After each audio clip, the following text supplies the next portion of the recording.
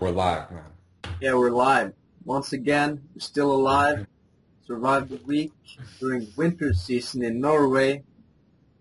Fucking my main man over in the desert with a city on top of it. LA. Yeah, it was raining a little bit this weekend, but now it's like fucking hot again. Yeah, man. Dude, I seen that video you made. I'm like, my boy's in the fucking forest, dog. fuck yeah, man.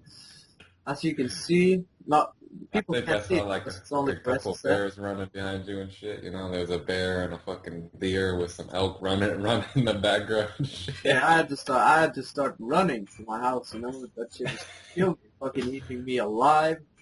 I gotta watch out. Oh fuck, man! I was taking a walk or a hike in the forest today, and I almost stepped on a fucking snake. Damn, dude, what kind of snake was that? I don't know what it's called in English, but in Norwegian, it's hoggorm. Hoggorm. It's a bad motherfucker. I don't think it could kill you, but you want to stay away from those badasses because Is it poisonous? yeah, if I were to get bit today, I would have a fucking arm the size of a bread, you know?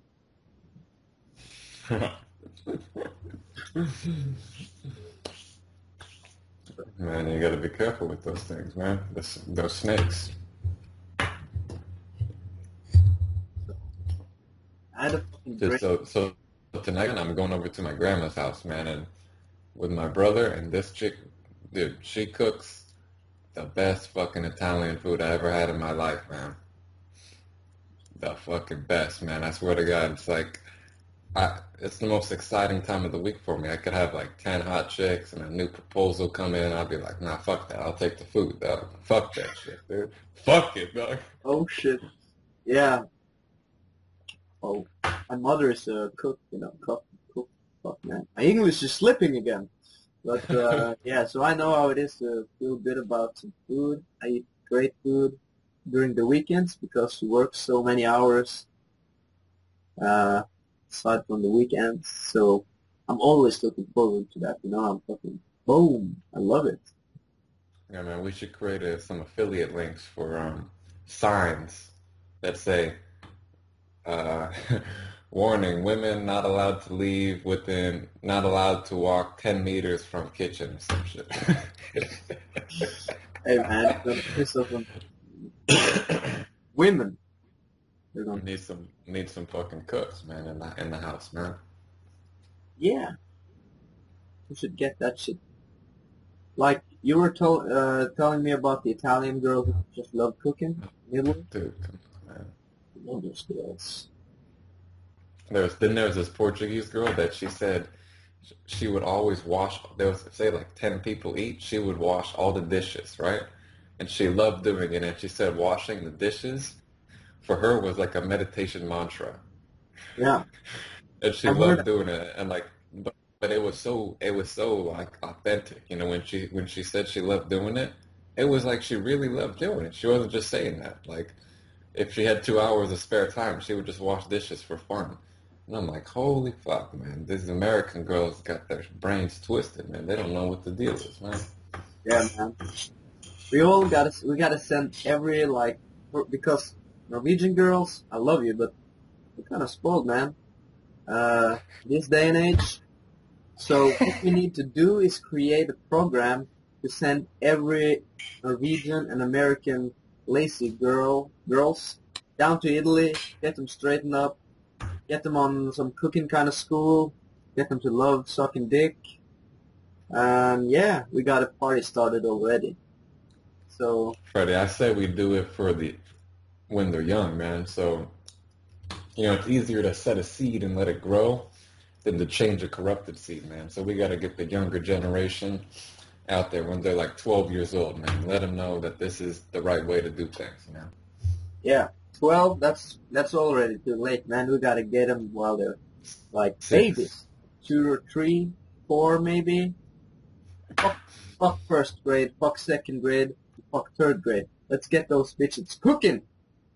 Get them while they're in the fucking womb, man, before they're even born.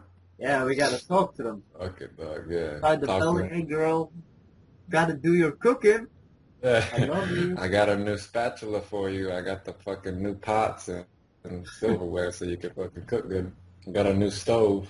No, fuck, man. I think it's important for guys to learn how to cook too, man. I'm doing it as we Yeah. speak, or like, But a dude learns to cook just for himself, you know. A chick needs to know how to cook for her fucking family. It's different, you know. yeah, it's different. We could like say it's not different because that makes It's different. girls feel better, but it's kind of different because Yeah. girls love taking care of people, babies, guys, and in a different way from guys. Because when you see girls having babies, they're all like very protective and shit, and guys are more like, hey, just go ahead and do it, man. Climb up that tree. I don't give a fuck. You gotta learn somehow. Girls are not the same way. Dude, isn't it the best shit to have like just some chicks around you when you're sick, man? Because they'll bring you food, they'll cook for you, they'll fucking do it. You know, you're right, man. They're like taking care of people. Yo, man, I was, If you I have had, one of your dude friends and you're sick, and they're just like, all right, man, call me when you're better. Chick will fucking like rub your feet and yeah, watch a movie with you and shit and cook you soup. I don't know, man. yeah, they got that shit down to the, I don't know, down to the professionals. Some girls are. Girls who hate men tend to not do that shit. But all the other Yeah. girls, cool girls, normal girls, they'll do it, like we explained. And a little 101 how to get guys. So this is what you do. Like, I had one girl over, uh, and I was gonna work the other day. So she woke up early while I was taking a shower. She started making me breakfast, man. I was happy. So happy. I loved her. I kept that, yeah, like around. Can't fuck That's with it, like, man. that's like 100 points right there. It's like, if you have one boob bigger than the other one, I'm gonna let that slip because you just made me breakfast. True that, man. True that. Yeah, of course, man. Yeah, man. I just realized, man, we give these chicks such good dating advice. You know what I mean? Yeah, man. Like I think most of our advice is for chicks, not on dating. Is for chicks, not dudes. Yeah, I agree. But I Because think that's girls got good, to learn man, that shit because too, man. They're always complaining. Oh, I can't get the guy to stick around. yeah, Let me can't get a tell you. cool dude. Yo, Freddie, I've been talking to some chicks that I know, and they're telling me like, here's what I've been thinking, man. I don't know how true this is, but the hotter the girl, right, more cool guys she knows like us. You know what I mean? Yeah, And if a girl's ugly, no guys want to talk to her. And if a girl's average, or okay or pretty good looking, then she has trouble meeting really cool guys like us. Like once in a while. But what she does have with these okay girls, what I noticed, is they have a lot of fucking creepy dudes that try and talk with them. Whereas the hot girls, the creepy dudes think they don't even have a chance, you know what I mean? So they don't even try. But listen to like this story. Here's two stories, man. There's my one friend Maggie. I've known her since I was born. Like she's kind of like my cousin, you know. And I hadn't talked to her for like a year, so I gave her a call yesterday, and we're just catching up and stuff like that. And I guess she got like some some new boyfriend or something like that. And she's like, I really like him and everything, but the guy's like really, really religious. Like he's like a pass, like wants to be a pastor and shit like that. But then she says, she's like, I don't just talk, we're just talking more about it, you know. And then she's like, yeah, he texts me every day, like, you're so beautiful, I love you so much, I just want to like be with you, you take my breath away, blah blah blah, all this like just gay fucking shit. And then I'm like, wow, that's kind of weird that you guys haven't really been, you only know each other for what, a month or whatever, and it's like that. And she's like, yeah, I know, yeah, I know. Usually it kind of goes slower, and I'm like, yeah, whatever. But I was thinking about it. I mean, she's like not bad looking, not really good looking, but just like average, right? So that's one story in that. Then another one, this other chick was telling me, um, this case, and there was some guy in her class, right, that she maybe talked to once or twice. the guy looks her up, adds her on Facebook, right? And just so happened to coincide when this guy added her on Facebook, she changed her relationship status to like in a relationship with her friend who's a girl, just joking around, Okay. right? As a joke, like, oh, we're lesbians now. Ha ha ha, I'm gonna tickle your pussy, some shit like that. You know what I mean? Like that type of thing. But it happened to coincide when this guy added her. So right when he saw that, he thought even though they only talked one time, that meant that they were in a relationship. So then he changed his thing to like in a relationship and started sending her like seven paragraph love letters and all this shit like that. And they only talk like one time, man. So yeah, man. I think it's what we're doing here is a good thing, man. It's like I kind of feel bad for some of these girls who got to deal with these things. Fuck yeah, man. It's totally normal. And oh, I got some information for you guys and Oh, girls. lay it down, man. Lay it down, I'm gonna lay it down. I was lay it down. this. I mean, man, you might hear this, but don't take it the wrong way. I love you, but and I've been there almost. Not this bad, but okay, I'll lay it down. Not So this bad. You had to make that clear right there, man. Not this yeah, bad. not this bad. So I was at my friend's place the other day, and he's like telling me the story about the girl, and he haven't fucked her. He got a blowjob, and he's been down her panties, but that's it. That's all. And he's like, uh, how do I fucking tell this story, man? He's like, always like Facebooking her, talking, and she's like, they're just talking, and as soon as she sends something, he gotta read it, he gotta like analyze it, and then he gotta write something. So it's like all scripted. It's like thinking about how to write this, blah blah blah blah blah, and super sensitive about what is sending, and it is like I can't lose her. Like every single message is like aimed at not losing her. He's so desperate, you know. So Yeah, I'm like, and she tells him, "Hey, we want to do like a pre-party together tomorrow," and he says, "Yeah, we should do that." And then the other day, he says, "So what's up? We're gonna do this pre-party tomorrow." And she's like, "No, I don't think I can do it." Blah blah blah blah blah. And he's totally down. Like, oh shit, that's doing his reality. And it's like, hey man, you think she's gonna suck some other guy's dick tonight? You think she's gonna fool around with somebody else? And yeah, I think so, man. But I didn't tell him. Like, listen now. Said Don, man. Tell him to read that shit, dog. Yeah, exit. Oh, boom. Yeah, of course. But it's normal, you know. She only sucked his cock. And when you're that desperate, man, you're gonna push the girl away. Yeah, man. So how do you go about? Or there's only one way to go about it, you know? Fuck other girls, fuck more girls, and I mean, I think there's two ways, man. You could do that, or number two, just like stop caring somehow. You know what I mean? yeah, You know what I'm saying? I'm, It's like a lot of it. It could just be like one day you wake up and you're like, oh man, I got more important things in my life. You know?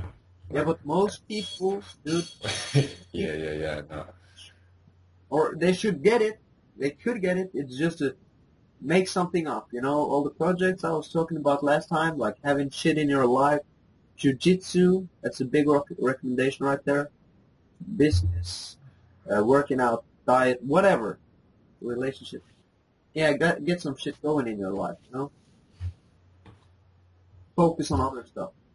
That's probably it. Yeah, man. But that's here's what I was thinking, man. I don't know too much about this, but honestly, most girls, like you're saying, oh, is she probably out sucking up some other guy's dick? I don't think most girls, depending on their personality, but I think most girls don't enjoy doing that. You know what I mean? I think they enjoy being with one or two guys. You know, I think most girls don't enjoy just sleeping around all the time. Whereas with the here's what I was thinking this week. With the guy, it's like it's skillful and fucking like you have value if you can go get a lot of girls. But if a girl gets a lot of guys, it takes no effort. You know what I mean? Yeah, I know. Like for a guy to get a lot of girls, it actually takes it takes like some work and effort. But for a girl to do it takes no effort. So if something takes no effort, then that's like not really rewarding. But what does take effort for a girl is to lock down like a cool guy, you know? So I think in the same way, like where it's like the feeling we get when we're from going out getting a lot of girls, girls get the same thing from trying to get to or locking down one really cool dude because it takes effort, you know? For them, it takes effort to do that. Yeah, Go out and do it, it takes no effort, you know what I mean? I, but I agree totally. Like, that's how it is nowadays. Yeah. But I still think it's like, I don't, I think it's wrong, you know? All that shit. It shouldn't be like, oh, I fucked 100 girls, so that makes me cool. It should be like, everybody, sex should be free, you know? It shouldn't be like, everybody should be having sex. Even the chodes, they should be fucking, yeah. Enough about that, I think. But I know this is more important, you know, because I was telling you about how he was analyzing everything and thinking about this shit, overthinking. I know girls do the same thing, you know. They're like, they're way better at like covering up this shit, but every Oh yeah. girl, every hottie is super like, they're always thinking about how they're looking in front of other people, and they give a lot more of a fuck than guys like you and me and heaps of other guys. So for girls, you shouldn't give that much of a fuck either. You should just be like, be the music, as Alex is saying. Like, it's just coming out. Just show guys your real personality, and if he likes you, that's good. And if he doesn't like you, that's also good. Because if he likes you when you're putting on a personality that isn't you, how is he gonna feel when he gets to know the real you? You know, and I Yeah, think a man. lot of relationships are based on fake personalities because girls are afraid to show guys and show people who they really are, and that's gonna come through Totally, man. anyways. Boom. And I totally agree with that, man. And that's why, like, with everybody I meet, I just act how I am normally from the first time I meet him because it saves time at the end of the day, man. Either you're Yeah. gonna like me or you're not, you know. Might as well figure this shit out from square one. Yeah. But yeah, man, that's true. The dicks hiding things better. Man, dude, that was one thing that as time went on and I met more and more girls, I started like unraveling that shit and I was like, dude, this is ridiculous, man. You know how I'm like when you're hiding so much shit like that, you know how much like emotional stress that causes inside of you? Like if somebody's gay, right? And they Hmm. don't come out of the closet and they're hiding that secret, like it'll cause so much fucking problems, you know?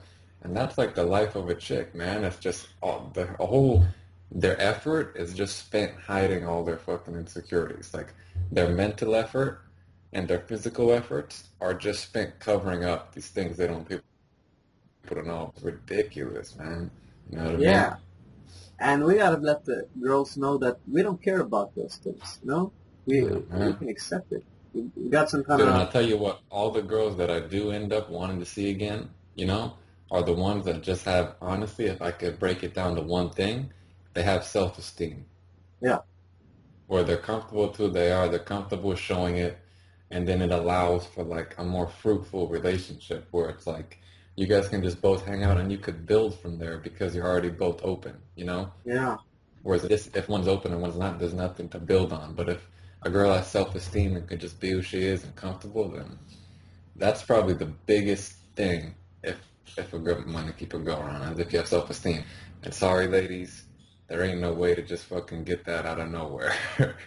There ain't no trick to do. There ain't no fucking thing to say. It's just like I don't know, man. Maybe the best thing I would say is start doing some meditation. You know, that really helps you accept wherever you're at in your life, you know, and whatever's going on. But other than that, you know, just love yourself, man. Ain't nothing else to it. Love being alive. Yeah. It's Grow a mentality. mustache, man. Something. Yeah. It's totally it's a mindset. You know, it's either you Yeah. do it or you don't. Everybody is capable of it, but nobody's doing it. And it's so retarded because it's so simple. All you have to do for this is maybe take a year of your life to improve on and go deep, deep in your own personality. and look at yourself. Um, I know Joe Rogan recommends some eating some mushrooms. I'm not recommending that because I live in Norway and I might be arrested. But yeah, maybe I don't know. At least do some meditation and get to know yourself. Yeah, man. And just you gotta, you know. And that's another thing. You gotta do shit you like, and you gotta become the person you like. And that's kind of simple. You just do it. Figure out who you want to become. Even if you're a girl, this goes for men as well. Figure out who you want to be and just be that person. Be your own hero. Yeah. And be like the main character of your own movie. Don't just don't live after other people's social norms and shit like that. Live your own movie. And if you do that, you're going to love yourself like a maniac.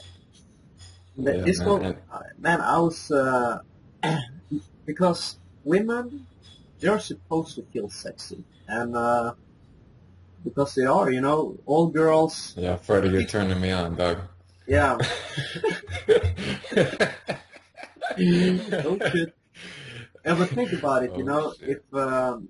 every girl keeps their diet straight and, don't get fat, I know some guys like fat girls, so I'm not expecting every girl to succeed. That would be bad for the guys who are fat girls, but everybody else. If you think about it, if everybody keeps their diet straight, every girl is sexy and one guy is gonna love them.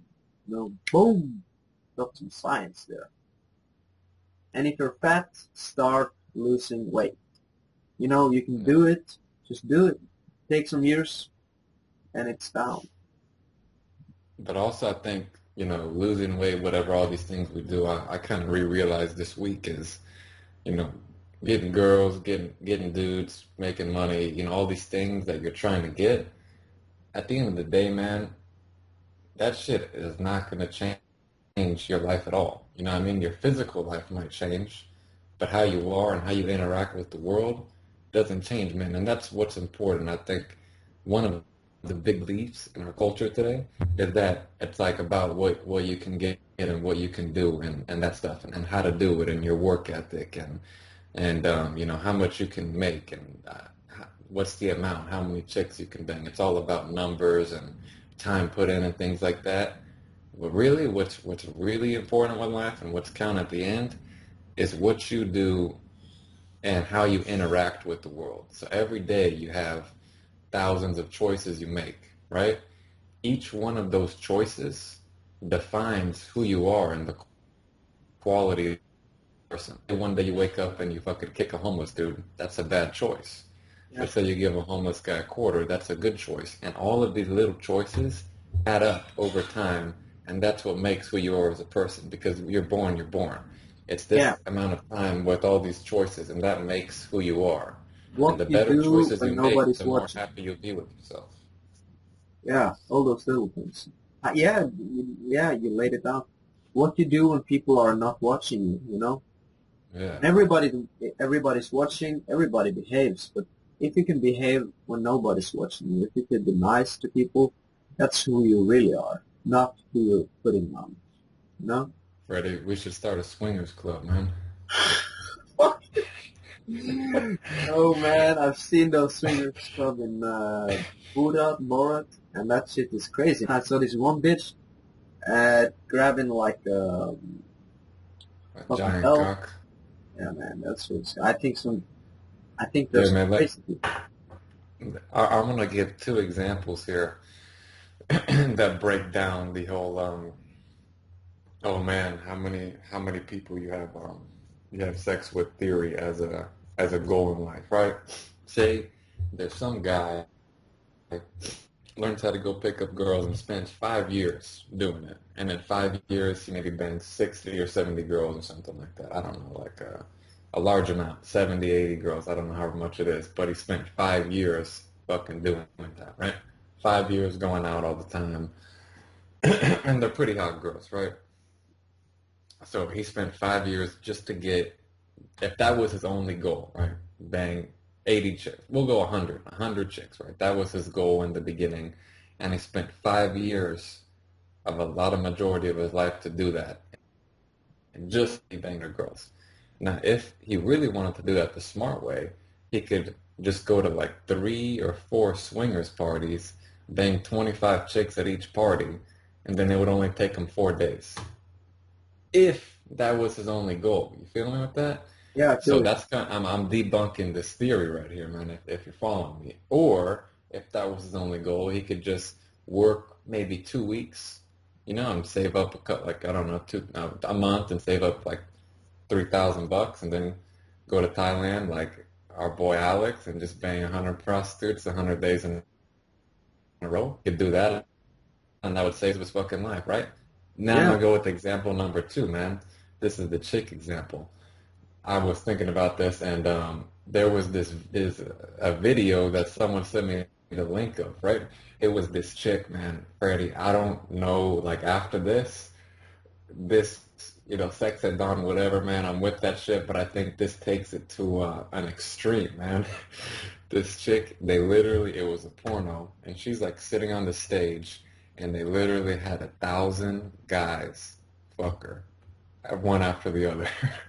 How's this? Like, No like they were way. all these guys, these guys were just lined up. Like it was in like a warehouse, and it looked like a wrestling stage, and she was just on there, and I mean, they wouldn't work for 5 minutes, but they would at least stick their dick in for 30 seconds or whatever. And 1,000. And dude, imagine how you would feel as a chick after that, man. You must feel like if there was anything that would make me commit suicide as a girl, that would fucking be it, man. Because if anybody found out about that, man, you're never gonna get a husband. Your family's never gonna talk to you again. No dude's ever gonna fuck you again. Like sex or done, whatever, man. But if I know a chick that got banged by 1,000 dudes in a day, dude, I don't give a fuck how hot she is, man. That shit is like toxic and infected pussy, man. I ain't touching that shit, man. Yeah, So yeah, I I just had agree. to fuck. That's okay. I had to debunk a couple theories here, man, about in terms of getting things in life and what counts, man. Keep it simple. Yeah, man. It's I love like having shit in my life, projects and all I was telling you about, but it doesn't really matter because what I realized, and I didn't mention this like when I was talking about my projects, uh, meditation. It's one of the things I do, and master. I do it every day. Maybe not Saturday. I sometimes forget when I go out and yeah. But I basically do it all the time. My goal with that is no goal. It's just being happy every day and enjoying the process because we all know you're in this situation right now. I'm in a situation could be better, but man, I'm fucking lucky. So lucky. I love my life. I have food every day. I have a warm bed. I have a family who loves me. They might be strict, and yeah, my father is a hard ass. Still, Well, I'm fuck lucky it, man. to It have don't it. matter, man. I was thinking about That's this. all it is. Like my mother, she's so like super loving and all, and doesn't yell too much. And my father, he's always been telling me he loves me. Very open with that in my family. I think that's good because it's easy for me to love other people, but at the same time, if I was fucking up, I would get my ass. Yeah, he would fucking. That's how it is, man. Tough Yeah, but love, but that made me uh, fucking strong. yeah, man. I remember when I was a kid, man. I was never really afraid of my mom. I think my dad's one of the only dudes I'm ever really truly been afraid of, man. And me and my bro, you always you have like brothers and sisters, right? I have a brother, Yeah, 16. one brother. So when you're with your brother, you always act up more when you were a kid. Like so if it was me, my brother, and my mom, me and my brother would probably team up just to fuck around because it's two against one, like we would do more dumb shit. Yeah. And she would get mad but never too mad. One shit she would always drop once in a while was like, all right, you guys want to keep doing this? We'll just wait till your dad gets home. Yeah. And then I me, know me what and my you brother we would just be like, look at each other like, holy fuck, we fucked up, man. Yeah. We fucked. I mean, he never really hit me or anything, but sometimes he would just fucking spank the shit out of us, and grab us by our ear or something like that, and he would get this look on his face, man, like I never seen this. I have the same temper as my dad, and though I'll tell, since I did start meditating, I almost never get mad anymore. But if I don't do it for a while, I might get mad. But it's like for me, it's the same as him. I don't get mad. I don't get mad. But me again and again for a long period of time, it slowly builds up. Whether it's over an hour, like maybe say we someone was kept playing music or something, and I was trying to do something over an hour, and I kept telling them to stop, and they didn't do it.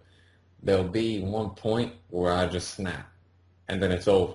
Like once that shit is crossed, then it's like it's done, dude. I don't know, man, if that's Sicilian fury or some shit like that. But my dad is the same way. And every time he would do that, his face would just change. He would put on like this disgruntled face, and his eyes would get big. And right when I saw that, even as a little kid, I just knew I'm like, oh man, I am so fucked right now. And he would just grab us by the ear and like put his face right into ours and be yelling at us, and I'm just like start crying or whatever, you know. Fucking ridiculous shit, man. But Yeah, hey, man. that's how it's gotta be done, man.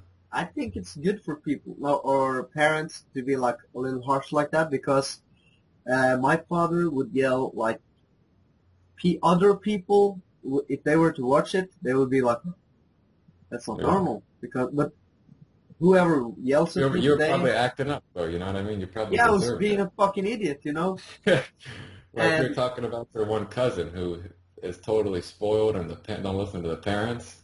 yeah, That's what happens, man. It's like human nature. If you realize you can get away with something, that's human nature, you know? yeah, that's how it is. But I've always respected my mother and my father, but I was always afraid of my dad. But what I was Yeah, saying was, I don't think it's everybody's like being so, oh, we can't hit our kids. I'm not saying I was ever hit. Yeah, I was, but uh, not like unless if you're like really beating your kid, there's something wrong with you. But if you like smack them a little bit, that's not too bad either because yeah. Let me ask you that's this, man. Was gotta. there ever time where your dad was just going off on you like that, and your mom was in the room, and then you like look over to your mom like to help you or some shit, and Yeah. then she would just have that stone cold face on, like, nah, I got nothing to do What with the this, and you're fuck? like, what? Like you're looking for You're your old. mom to fucking help you, you know, and she just gives you a stone cold face, and you're like, mom, what the fuck? What are you doing? You're Yeah. gonna let him kill me, man.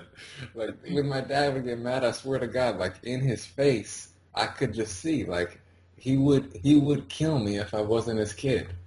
Like Yeah. I could see that in his eye. I could see it in his eyes, man. Like if I wasn't his kid, if this he was around right now, he would kill me. You know, like he would fucking kill me, and I could see that, and that's really why he's one of the only guys I've been afraid of because I knew deep down that face he would give me and that anger he came with, he would fucking kill me if I wasn't his kid, man. Hey, dude, I think we might have some, like, our fathers might be the same, kind of the same. Because one I think time, so, man. fucking, I had, like, a pre-party at my house, and I'm very, like, respectful of, because it's my parents' house, you know, where the pre-party was at. So I'm very respectful with that. I don't want to fuck anything up, and, because it's not my house, you know.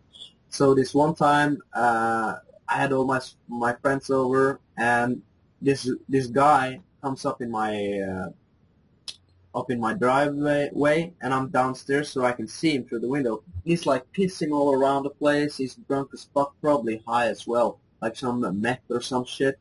And I go tell my friends, well, hey dude, I'm gonna take care of this guy. He's outside. He's being a dick and just chill out. Don't attack him, you know, because my friends are fucked up and they'll fight for anything, for any reason.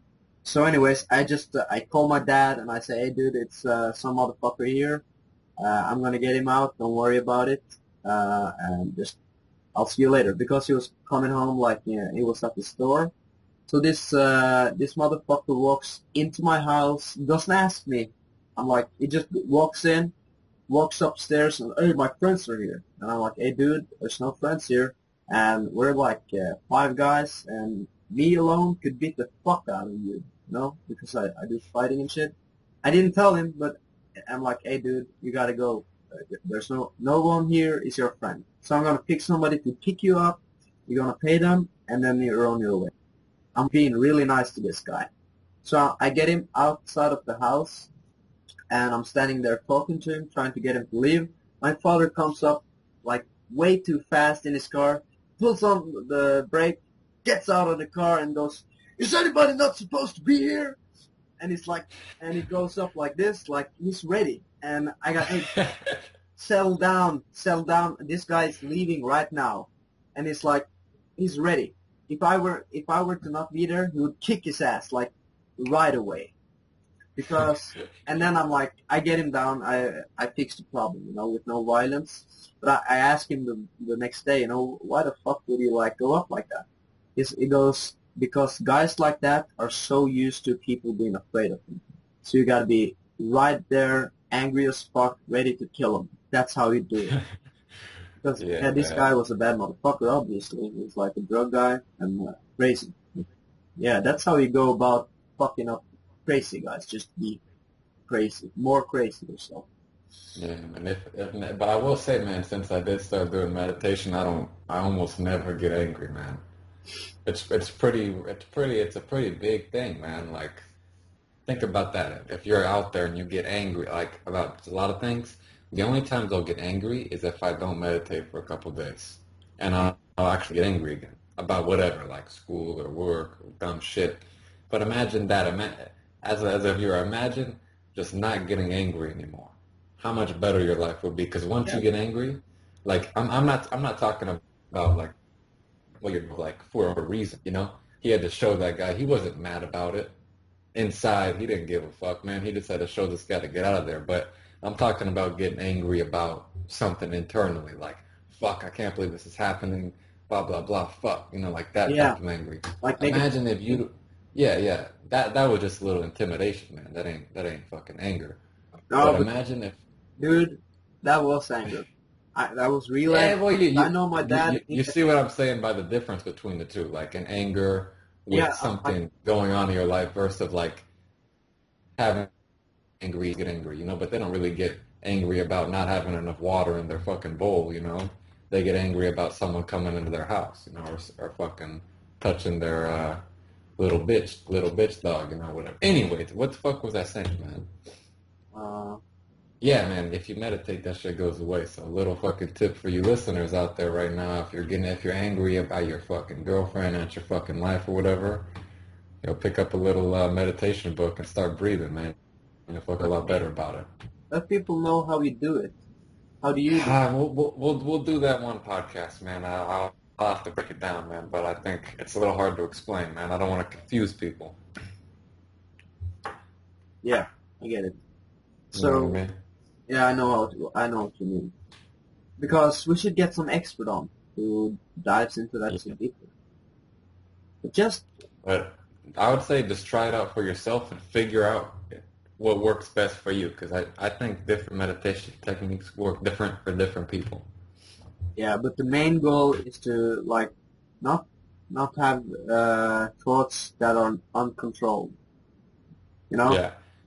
If yeah, I guess that would be the main goal of it, but I think a good focus is like that's the main goal of it. But if you focus on not doing something, it's always harder. Like say you want to fight, and you want to be focusing on not taking, you're all defensive. You're gonna get fucking taken down. But if you focus on hitting the guy first, that's your focus, right? So Yeah. I would say instead of focusing on not having thoughts, focus on having only one single focus or one thought. Whether that's like a lamp or a mantra or just focus on one thing, and then it'll Breathing. come naturally. Yeah. Yeah. But anyway, Freddie, man, what's going? I'm gonna go grab some water real quick, and then we'll talk about what went on with your week this week, and I'll talk about my week, and we'll let these people know what kind of fucking savages we are out there. Okay, man. I'm gonna lay some drop some knowledge here. Fuck, man, feels weird talking to empty chair, but whatever. So I was thinking about some stuff talking to let you guys like know, drop some science on you. Wrote this down earlier. So basically, some days I wake up shitty. It could have been whatever the day earlier. Maybe I didn't get enough sleep, or I was unhappy for whatever reason. I could be whatever. Everybody wakes up unhappy sometimes, and you just feel totally down, hate yourself, you're not good enough. Yeah, we got me too. Yo, dude, I'm letting these people know. Sometimes I wake up unhappy and down the drains. I hate myself. Everybody does that. But what I do is I'm fucking furious, and I challenge myself to make it a better day.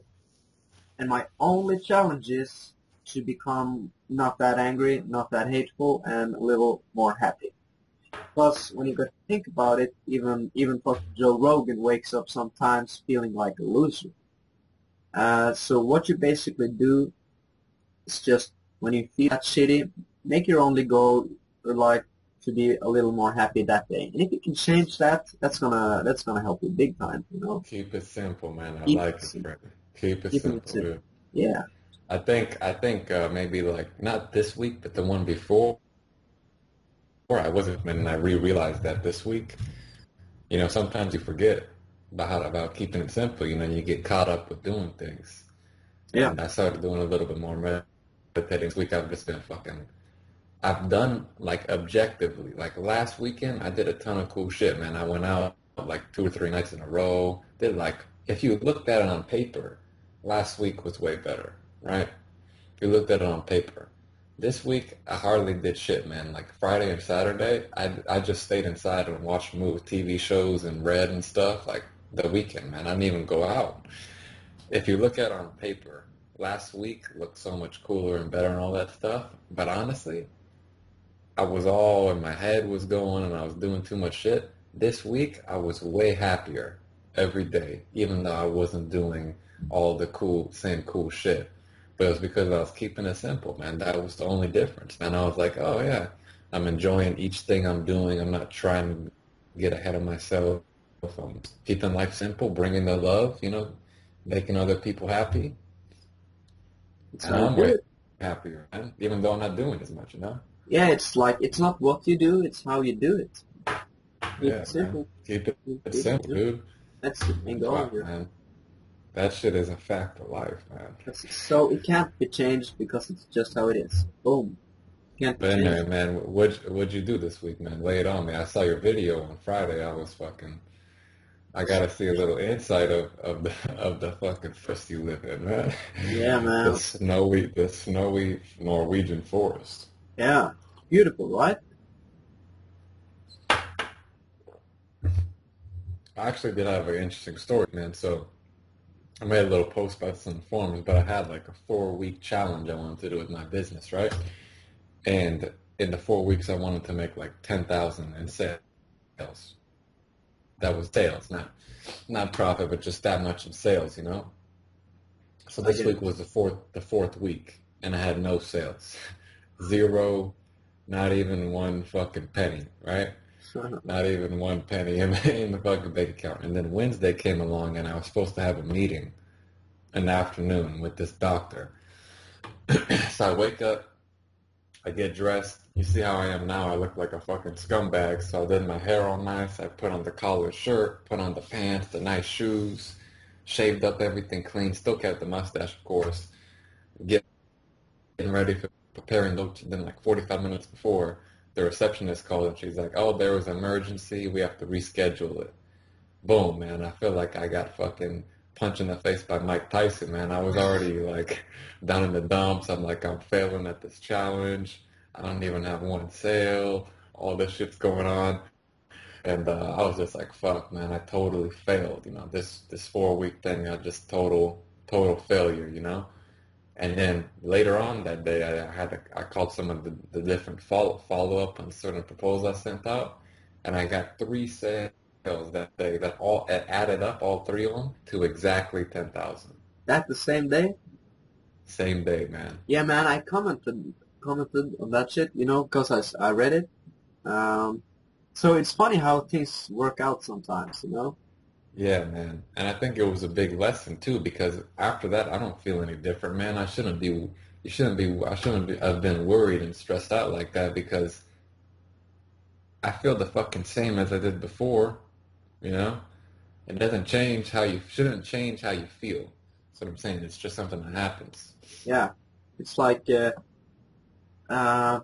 yeah, don't look for other stuff, external stuff to make you happy or feel any different because so many guys at work and shit, they're like addicted to substances like alcohol. Oh, if I'm gonna go out, I gotta drink some alcohol. Oh fuck, I don't have any money, so I feel like my bank account. When they get money, they're happy, but when they're down, don't have any money, they're fucked up. No, no, no, no, that's not how you do it. But at the same time, man, we can't go all hippie on those motherfuckers for listening. You gotta get some money because otherwise you're gonna have a hard fucking time, you know? Living without any cash, boom, it's hard. Yeah, man, true. That's how it is. What are you doing? I'm not just sending a message, man. Free. I was just thinking, man. You know this guy Bobby from Sweden? Yeah. He did like, oh yeah, if you want to do a Skype chat, we could do it now. And I'm like, ah, I'm busy. I get maybe do it later. But I was thinking, man, if we do have a guest on here, how are we gonna get him on, man? Like, because We, my first instinct was, oh man, I should just shoot Bobby a little invite right now and get him on here. But you need to have the upgraded Skype to do group calls. oh, I have the upgraded Skype. You have the upgraded Skype? I think so, man. I paid for it. I have Maybe like we should maybe we should fucking invite him to the call, man. right now. Fuck it, look. Yeah, man. I love that guy. Okay, man. Try it. I don't know how to invite him, man. I don't Hey, think I even have him on. jump on. Sorry, people. We're just doing some technical motherfucking shit here. We're basically novices, right? That's how we say it. You know, when I was in Thailand with Nick, you could see my English from the beginning and to the end of the week totally changing. I was telling you Yeah, man. because it's like because this motherfucker is speaking English all day. You know, I never speak English. Yeah, I do this. Learn it, man. Um, yeah, Do it to do it, man. do it to do it. That was funny hearing. You know, I wasn't realizing that, but it definitely changes somehow. If I were to listen, yeah, man, because I was talking to Matt, and he's all English, British, and all, and it's like, what a yeah, Let's try this shit out, man. yeah, let's try it out. We got the main man Bobby here. He's a cool motherfucker. I mean, how it goes. So, What's going on, Bobby? yeah, guys. Hey, Holy man, shit. you're on a fucking podcast. What the fuck? Nick, I don't know about that mustache, man. That's like borderline pedophile, dude. Yeah, it's either pedophile or 70s porn star. I can't figure it out, man. or a bit of both. Yeah, I don't know how much longer it's gonna last, man, but fuck it. It's ballsy, man. I It's like working it. I for don't think now, they can man. do it. Hey, Bobby, I can't see you. Let me try. So one of you guys has premium? I I do. think Freddie does, yeah. Man, are you spending all my money? Cocksucker? How it just disappeared. Yeah. Wow. What happened? Yeah, I think it might be because I'm the one hosting the call. Okay. You wanna hang up and then Freddie, you have the premium, right? Yeah, I do. All right, yeah. Try hang up and then you host the call and invite us. So we hang up all of us? Yeah, and you call us back. Yeah, and then call How us about, back. did you call me, Nick? Yeah, I called you. That's why it says I'm the one hosting it. Okay, Or could I cocksucker. change the So host? everybody's we're gonna hang up and we're gonna Yeah, we're You call call. again and we'll do a yeah. little, fuck man, this is Raw and Uncut, but I guess we gotta do a little cut here. Just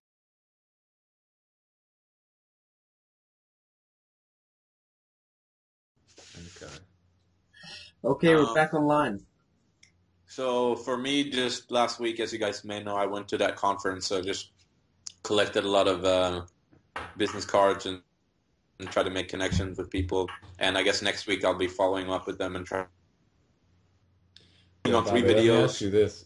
Let me Yep. ask you this, man. When you went to that conference, did they have any of those like I went to one a couple months ago and there was a couple stands. I remember this one, there was this Jewish guy and he has had this company that it was like promoting like parties for he would organize the parties for groups and stuff. But I don't know, they have them, they're called like rent, we call them like rent a bimbo where they just pay Okay. like these fucking supermodels and chicks to just stand there.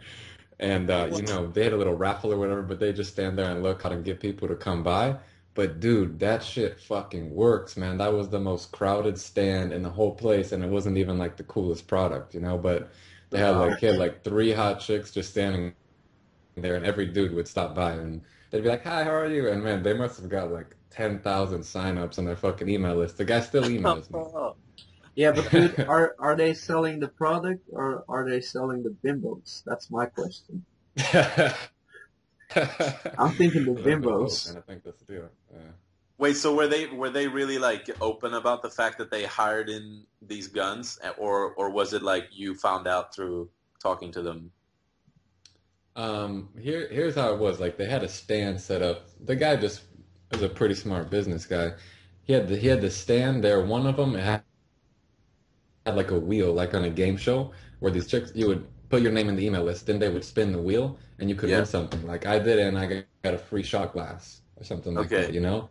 Then they also had like a photo booth where you'd see at the mall, where like Yeah. these chicks would take pictures with you in the photo booth, you know? Oh, wow. So he set it up really well. Sex But that, sells. yeah, out of like 400 stands, that was by far the most popular one. What kind of So a I haven't thought conference was about that for my business, you know, like just hire some Hiring some chicks and be bimbos. like, buy some fucking websites and videos or something. I Hey don't it? man, But you know, know. all jokes aside, you guys probably noticed this too. Like if you go on Theme Forest and buy templates and stuff like that, it's always like super hot girls in those photos. yeah, I And Yeah. you noticed that. and I find myself being like wanting that template, and then I'm like, if I remove that picture of that smoking girl with half her titties out, do I still like this template? Not as much usually. Yeah, Dude, man, think you gotta about on stop thinking YouTube, with your man, what dick. gets the most views and shit? Like it could just be one hot chick talking about like sand or something Yeah, stupid and they'll get 3 million views. Like it's but just even that's the way even the just the world works, man. thumbnail, Hey, even just the Bobby. thumbnail Yeah. is like Just a picture of it. Hey, yeah. I got a like big tip here.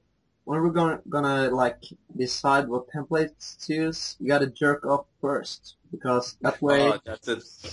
that's the trick right there. You know, That's the sign. you're No, it's about like to do does something. your dick You're get about hard when you're looking at the template? I mean, that's what you should ask. huh? If the answer is It yes, then should send be it. the opposite. If you put in a picture of a fucking ginger chick with freckles and warts, do you still like the template? Oh, And if yes, then go for it. no, my answer is no. What if you like catered it to your client, right? Like say the client's like some dude and you know he likes like black chicks or some shit and then you send him like a mock-up and you just put like six fucking like supermodel black chicks out there. He's like, sign that shit right now, motherfucker. So Yeah, that should be a part of your questionnaire going forward. What kind of girls do you like? yeah, that's like the And if one it's a you chick, then asked. you gotta put some fucking model guys on there or something, man. Yeah, yeah. Cool, man. But yeah, that conference, I saw a little bit of that video. That the one I went to was more like networking. That one looked like a legitimate tech conference, you know? Yeah, absolutely. And it's actually an American company, and it's called Internet World. I think the company, and then they have a magazine, or the company's like IDG, and the magazine is called Internet World. And I know they have conferences in the States and stuff because there were a lot of Americans there working for that company, and it's basically yeah everything internet, and they spent a lot of time talking about like video was like the theme of the whole conference. So every year they have a theme, basically like what's the most trendy right now. So for the guys that are doing video, it's like it seems like it should be like an explosive year in terms of of how many Dude, more that's how I companies are feel going about the. to get I've that. just naturally started to make more videos in my business, just kind Yeah, of with the clients that I'm getting. And yeah, that's what I see, man. Like everybody makes websites. There's so many website companies. But 3 years from now or 4 years from now, if you don't have a video on your website, it's going to be irrelevant. It's going to be something absolutely. people need. Yeah, But yeah, I think you should tell some of the people listening and stuff because this is a podcast we're making about. I think the thing you do with your Australian friend about going, taking trips and doing checking all the stuff off your list. And yeah. I still remember, man, when I saw the YouTube video a couple months ago with you falling in the fucking lake. That shit Before you Hey, couldn't we hey, even went try, fake it, viral. hey, man. It was listen, such a good Bobby. fall. Yeah, the fall was so legitimate, man. There was no way that could have been faked. It was it was such a perfect fucking fall. And we got our first fucking guest. Is a celebrity. And Yeah, like, man. Yeah, He's an yeah. we gotta local link internet that celebrity, video, man. the drunken golf playing and all, because that was hilarious. Yeah, man. Yeah. But I Yeah, guess yeah, so just tell us and the people like how you got started doing that, and how you and your friends plan it out, and what's the best way to go about it. yeah. So we're good friends from high school, and then we moved he moved back to Australia, and I moved to the U.S. for university, so we kind of separated. And then once we got jobs after university, we both kind of realized that you go from having those long summer breaks and winter breaks and stuff to I know in the U.S. you guys have like 2 weeks vacation, Yeah, it's and ridiculous, we're a man. bit more lucky in Scandinavia. We have like 5 weeks, but regardless, we kind of realized that we have to make a decision to meet up every year. Otherwise, we kind of will lose our friendship. And so it all started with going. We went to Vietnam because we'd seen this Top Gear episode where they went to Vietnam and they rode motorcycles from like the north to the south, or might have been the opposite. But so we were like, fuck it, let's go to Vietnam, and we just did that, and we had a blast. And we wrote this list like spontaneously of all these challenges to do to basically, like we have two what's it called? Two things basically that we need to that every list item needs to kind of fulfill, which is like it has to be really funny to both us and like anybody watching, or it's got to be like pushing our comfort zone and like doing like us growing in some way. And so we just did it once, and then we did it like we obviously really had a great time, and so we were like, okay, let's do it again. And now it's like official. Now it's it's going to be an every year thing, and that everything is kind of like stepping up every year. The challenges, the video equipment, and like how nice the videos are looking, and like the editing and stuff. So what we're doing now is we don't really plan much of it. We just kind of book our first flight, we meet up, and then we have a general idea of what we want to do, but we ask a lot of people along the way and get tips. And Keeping it simple, man. I think the thing though is we're really I good think that's travel the best partners way to because do we it. can't do that. A lot of people. Sorry. Keeping it simple.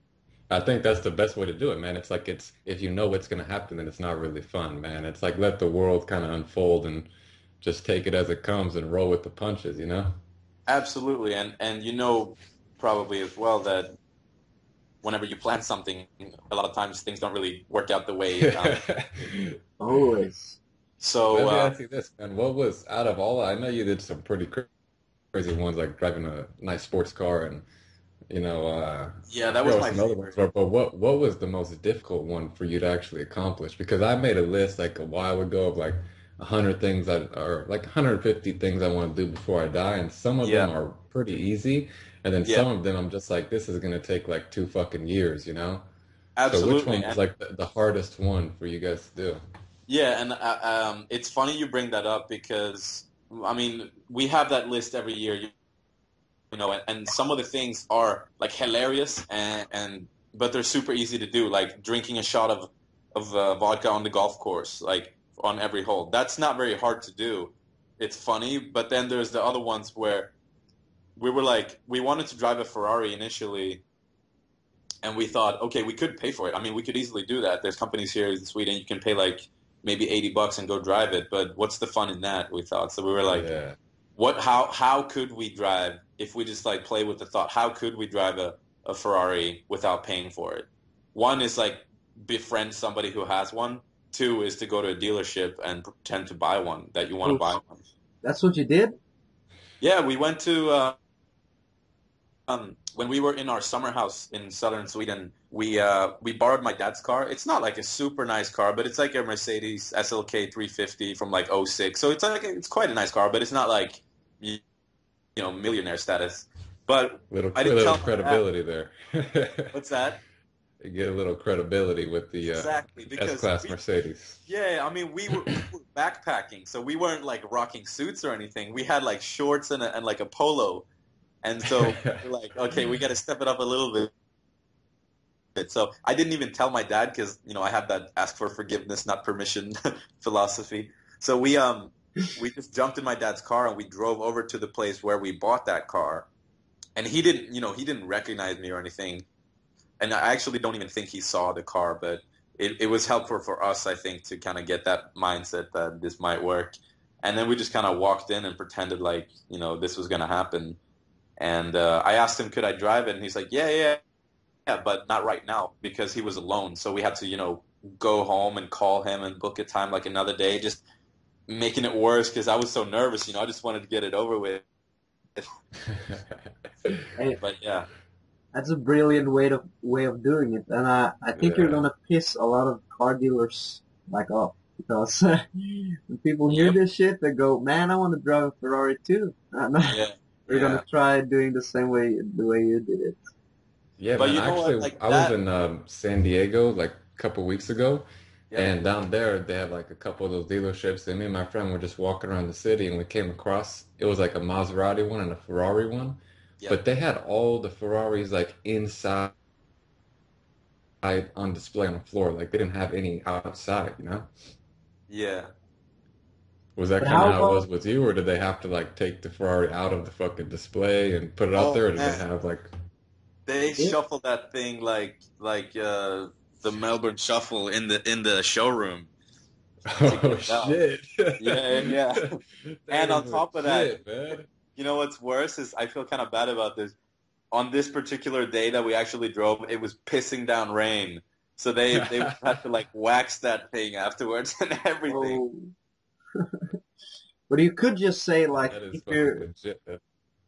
if you're going into the store and you don't look too good, like you don't have a suit or anything, you don't look like you have a lot of money, you could just say, "Hey man, I just won like $2 million, and Yeah, that's it. This is what I spend my money on. Like I want yeah. to test this shit." You could do that too, definitely. And actually, what we did was I actually played I'm looking for my dad card. I was like, I'm looking at the car for my dad. I was like, Oh, my dad lives in Russia, which is true. But I mean, he was in Sweden at the time. But I was like, my dad lives in Russia. He's thinking about upgrading his car. And because I said that, it also allowed me to give the dealer the camera when we were in the car and be like, can you film while I'm driving so I can send this to my dad? but yeah, so you can't just like yeah, that's a good idea, but you and your buddy, you couldn't go just you two, like Like in the car, you mean? yeah, like borrowing the car for an No, Fuck no, are you kidding me, dude? no. They're not gonna give you the keys to the fucking Yeah. like Ferrari. I thought that You was the just steal whole that shit like in the house challenge, to the north of because Sweden you and had don't to come look back, good huh? and all. Yeah. I would have emptied the tank and drove back to Stockholm if that was the No, dude. case. Hey, I'm pretty positive you can do that. You know, I don't know, man. You I have I to bought get a some car like trust built there, this man. this winter, and the dude just let me borrow the car. He gave me the keys, and I tried it. Yeah, but the difference here was the guy who was selling the car. The dealership didn't own the car, so he was acting Yeah, that's a big as an difference. agent for somebody else. Yeah, exactly. Wow.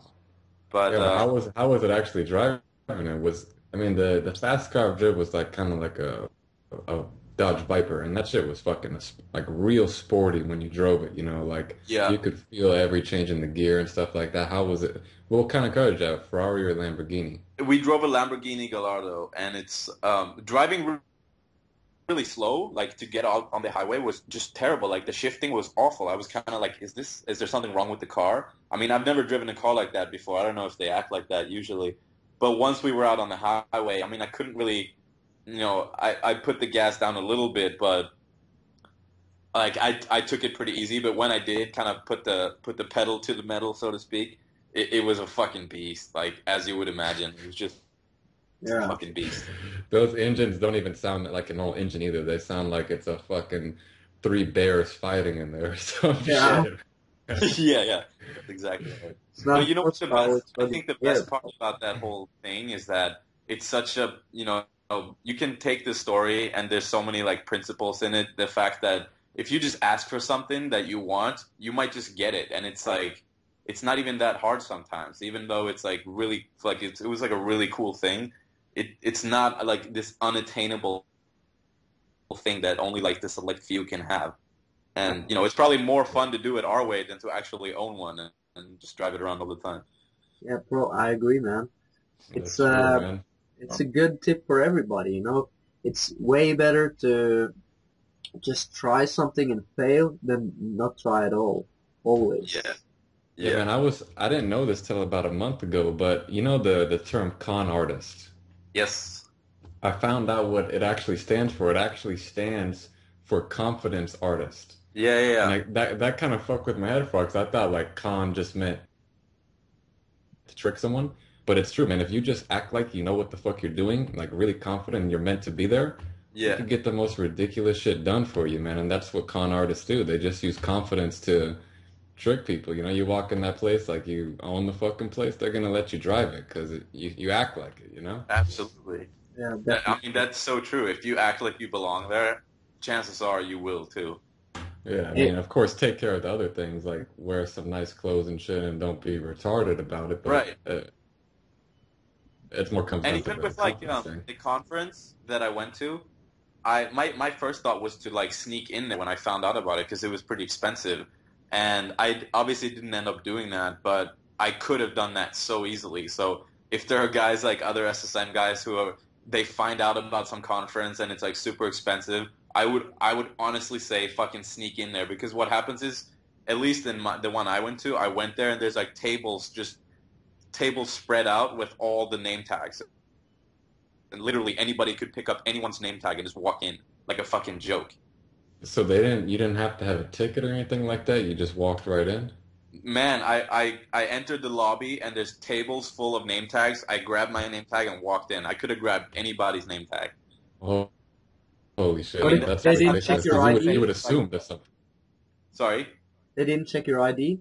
they didn't check nothing, man. Ah, shit. Because you know, going into that, you would just automatically assume that, oh, they're gonna check my ticket. They're gonna have like I don't know a metal detector. You know, still gonna have some precautions, but you really never know till you actually go. Yeah, Yeah, absolutely. so many times me and my buddies have like there have been like big parties. I was telling the story about like the horse party last weekend or something. And yeah, people don't expect other guys to just walk in. So when you do it, they think you're like supposed to be there. If you just act like con artist, I guess. So Yeah. basically, boom, just go in. That goes for so many things. Just walk Yeah, out. yeah. I remember So you guys, when I what's was like a going on in your? teenager and stuff. Sorry, go ahead. Not much, man. I've just been relaxing this weekend, man. Last couple weeks I've been doing a lot. So this weekend I just was like reading and watching some TV shows and shit and just fucking chilling out, man. And it was some of the most fun I've had. Yeah, yeah. Sometimes that shit is just you just need it, you know, or something like Yes. that. I don't know. Yeah, it's great. Yeah, I And was. Yeah, I was out last night, sober as a monk. Uh, where we were doing like bowling first, and all the other guys were drinking. I had one beer, but well, that was super fun. You know, for a pre-party, bowling is the shit. Um, when I got to the bars, I kind of kept them. I wasn't like being the party and doing shit. So right by the end, I'm like, man, oh, this shit sucks. I didn't do anything fun. Like, I had fun, but I just chilled out, didn't pick up any girls or anything. Then I'm thinking, fuck, man, I gotta go on the podcast tomorrow. I gotta have some fucking stories. So the first thing I do, I like grab this girl to my right, and I'm like, hey, I can tell you're a gangster. What's her name?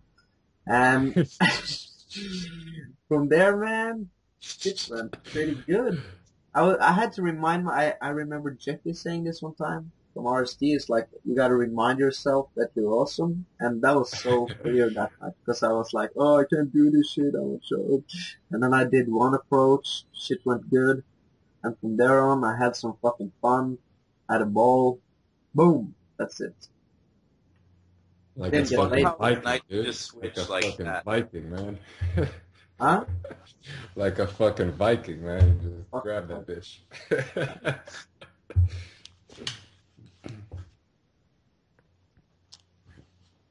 He goes, fuck man, I can't see you guys, so it's so hard to like know when to speak and when you guys are speaking. Shit is fucked up.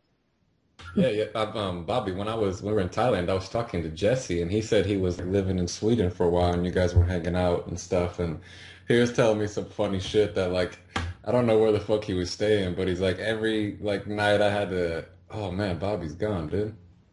Yeah, I think he's gone. What happened? I'm back. Yeah, Bobby. Oh, There. you're All back? right. Yo, Bobby, when we were in Thailand, man, I was talking to Jesse, and he said he was living in Sweden for a while, Yep. and he was telling me some funny stories. Like he lived. I don't know where he's living, but it was like a couple hours from Stockholm. So like Yep. every time he wanted to go out, he had to take a train for like 3 hours and then go back and sleep in the train station in the Yeah. fucking cold. Yeah, man. He would come to my place and crash for like an hour and then like go to catch the train. Man, that's a fucking soldier right there, man. He's just doing Absolutely. it because he wants Shout to out to do it, man. Jesse. And it gets cold Oh, over there too, you know? Yeah, Oh he's still man. in Thailand too, man. And I talked to I we think do he's in a group call Vietnam once right in a now. while. Yeah, I talked to him like 2 weeks ago, and him and Alex were both still there on the fucking island, the full moon party island, and he's really just doing like living the life, you know? Even though Absolutely. he's doing it on a budget, he's still doing it, you know? Yeah. That's kind of like what I've been with lately.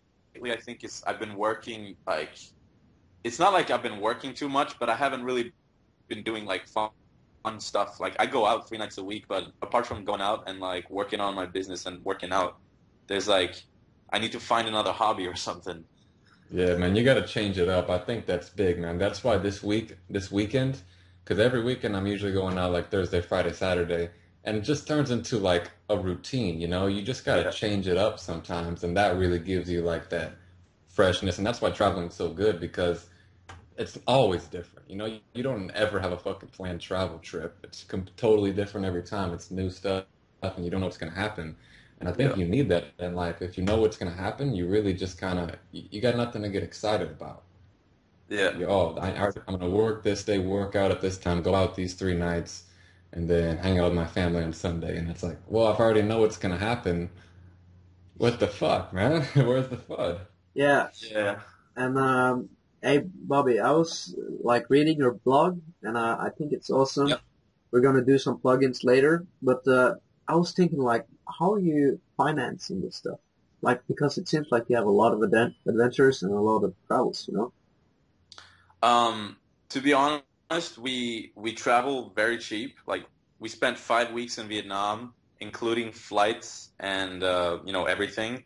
I think I spent about maybe $2,000 Yeah. or $2,500. How long So was that for? that was 5 weeks in 5 years. Vietnam, and Yeah. and that gets you about the same amount of money. Gets you about 3 weeks in Europe, unless you're like strictly in Eastern Europe. Yeah. And we lived like fucking kings. So, it's I think it's about one just kind of like doing your research and finding cheap deals or whatever, and yes, like it's not that much money. So for me, I was working at the time, but like that's like say you get one good sale in freedom business, and then you have like a 5 week baller vacation right there. Yeah. And it's And also it's true. for the guys and the people who want to like live the dream with the travels and all, kind of need to cut your expenses back home because me and Nick were talking about this earlier. You don't really need shit to be happy. So if you want some adventures, cut all your like normal expenses back in your home country and just save up some money for traveling. That's what I'm doing. Yeah, Yeah, Um, the man, best I way. think Yeah, I think I don't. Yeah, go I ahead, think Bobby. um I'm thinking of having some sort of like a minimum saving per sale that I put towards adventures or whatever. So it could be like a percentage or like a flat sum that I save in like a separate account for every sale. Like that would be good because then you're putting that money away and not touching it, and then Yeah, man, you that's true. get a trip.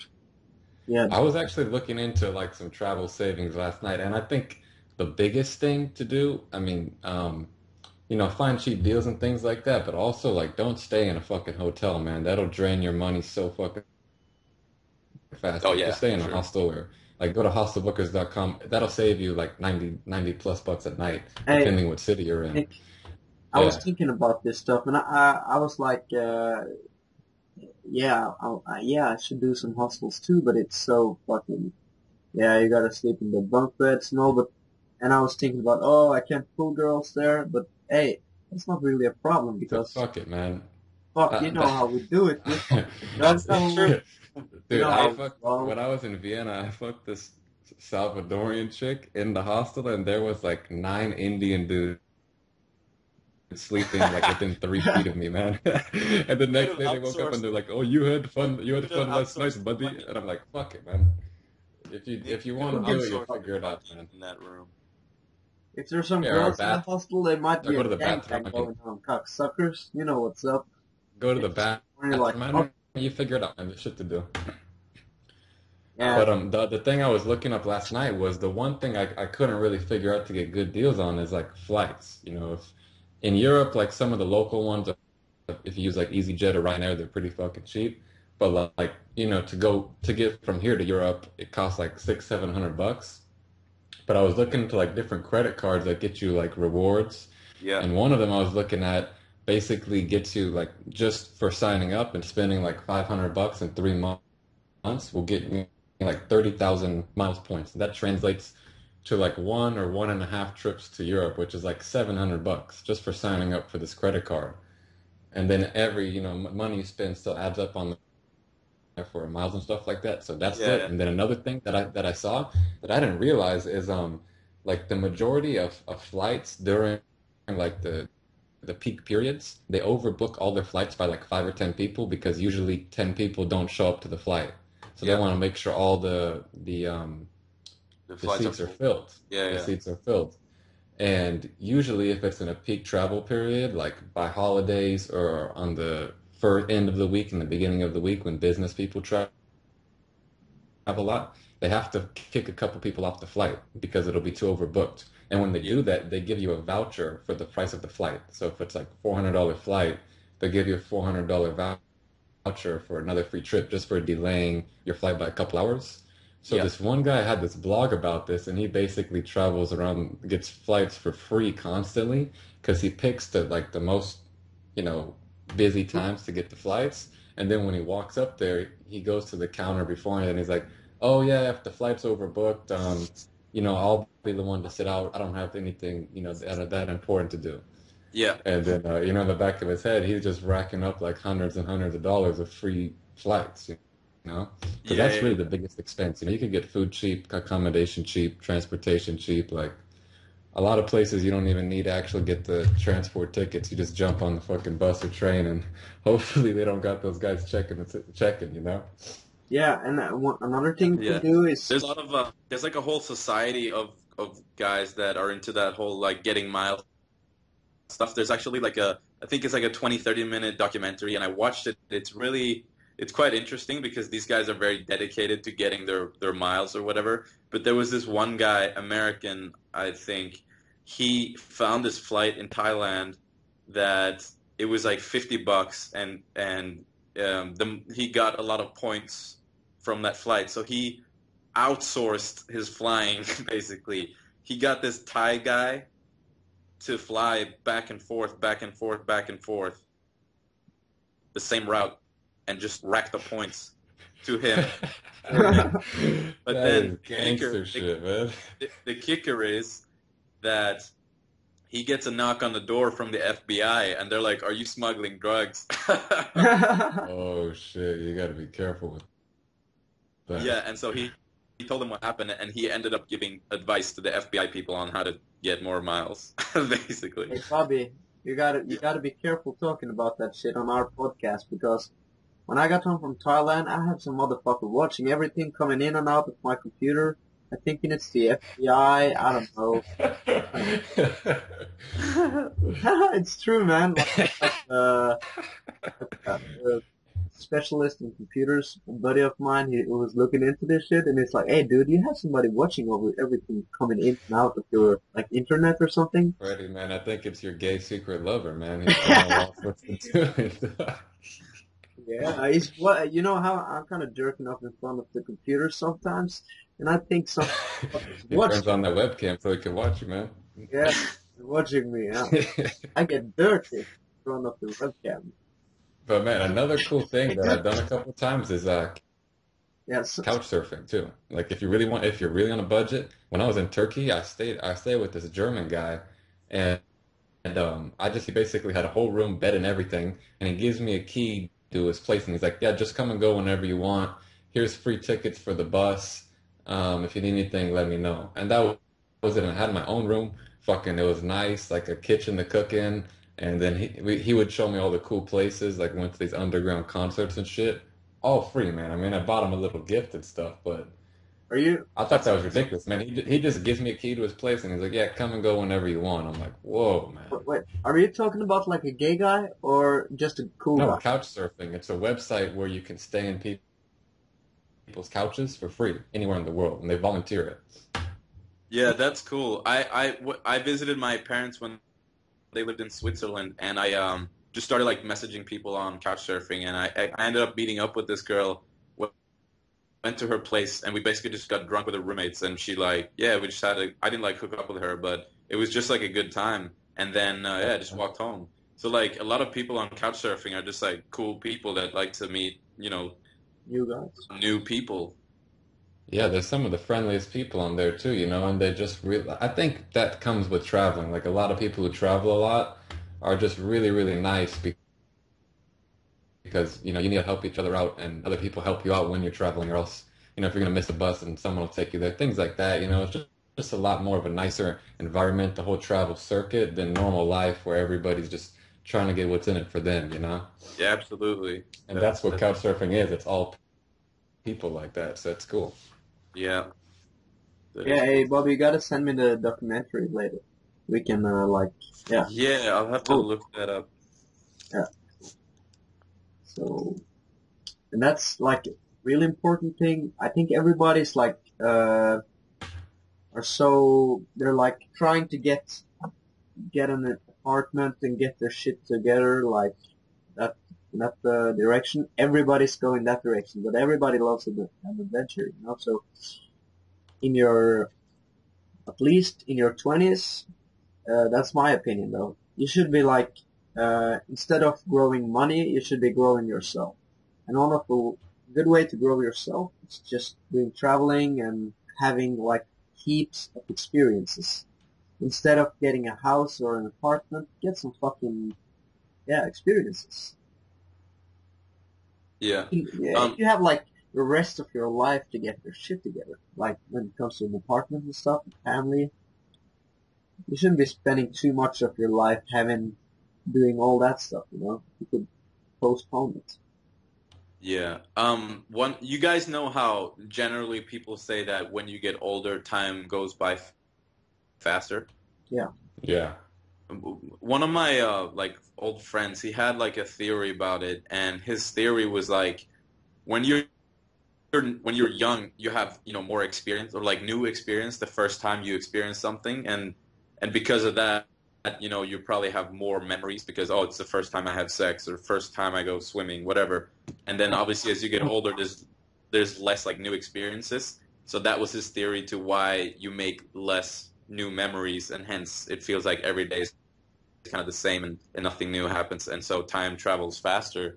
And I think like there might be something to that, and to kind of build on what you're saying, just like making new memories, I think is like probably a great way to feel like life isn't just passing you by, and you don't have anything to say about it. Yeah, definitely, man. Yeah, that's Yeah. totally true, man. I feel like I don't know how long has it been? Like a month since we got back from Thailand. I feel like the 2 weeks I was in Thailand was 3 times longer than the last month of my life back home. I That's See, agree. that's at least twice as long. It feels that way. yeah, that's cool. And I also feel the same from I just started meditating like 2 months ago, and I feel like time has slowed down a lot because Oh, dude. I take these moments to like pause and just kind of stay in that moment. And even if I'm not meditating, even if I'm just like on a walk or something, I'll do that and just stop, even if it's just like 30 seconds. Yeah. It like makes a big difference, I feel.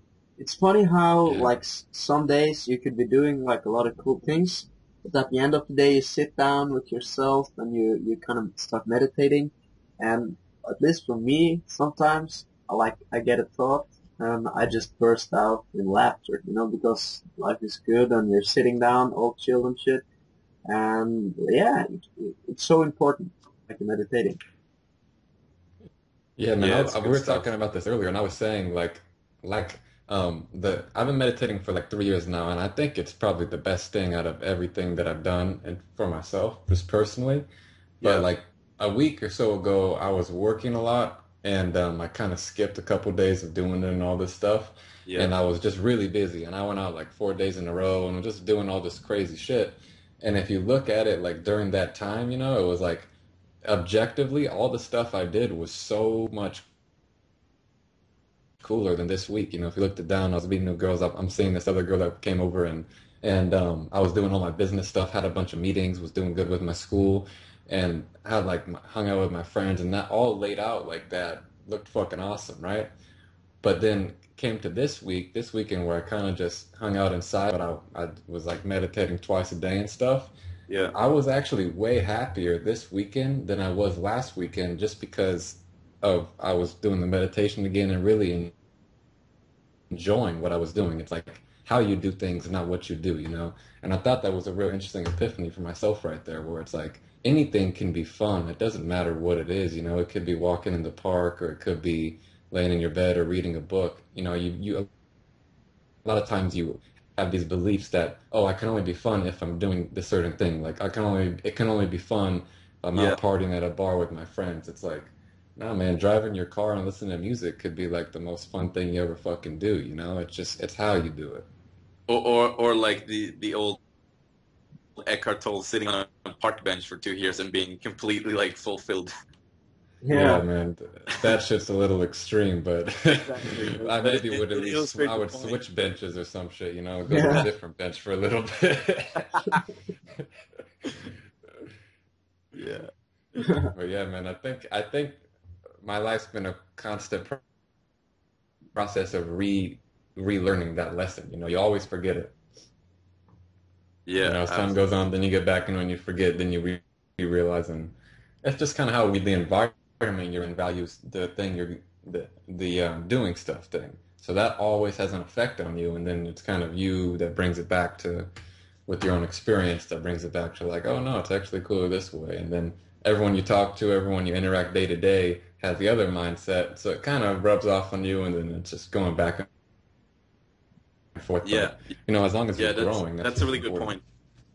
I've thought about that a lot before, like you said, like you'll learn something new or start some new process or whatever, and then you forget about all that. And then you kind of hit some point where you're like, what the fuck happened? And then you have to backtrace and get back to whatever you were doing that was working.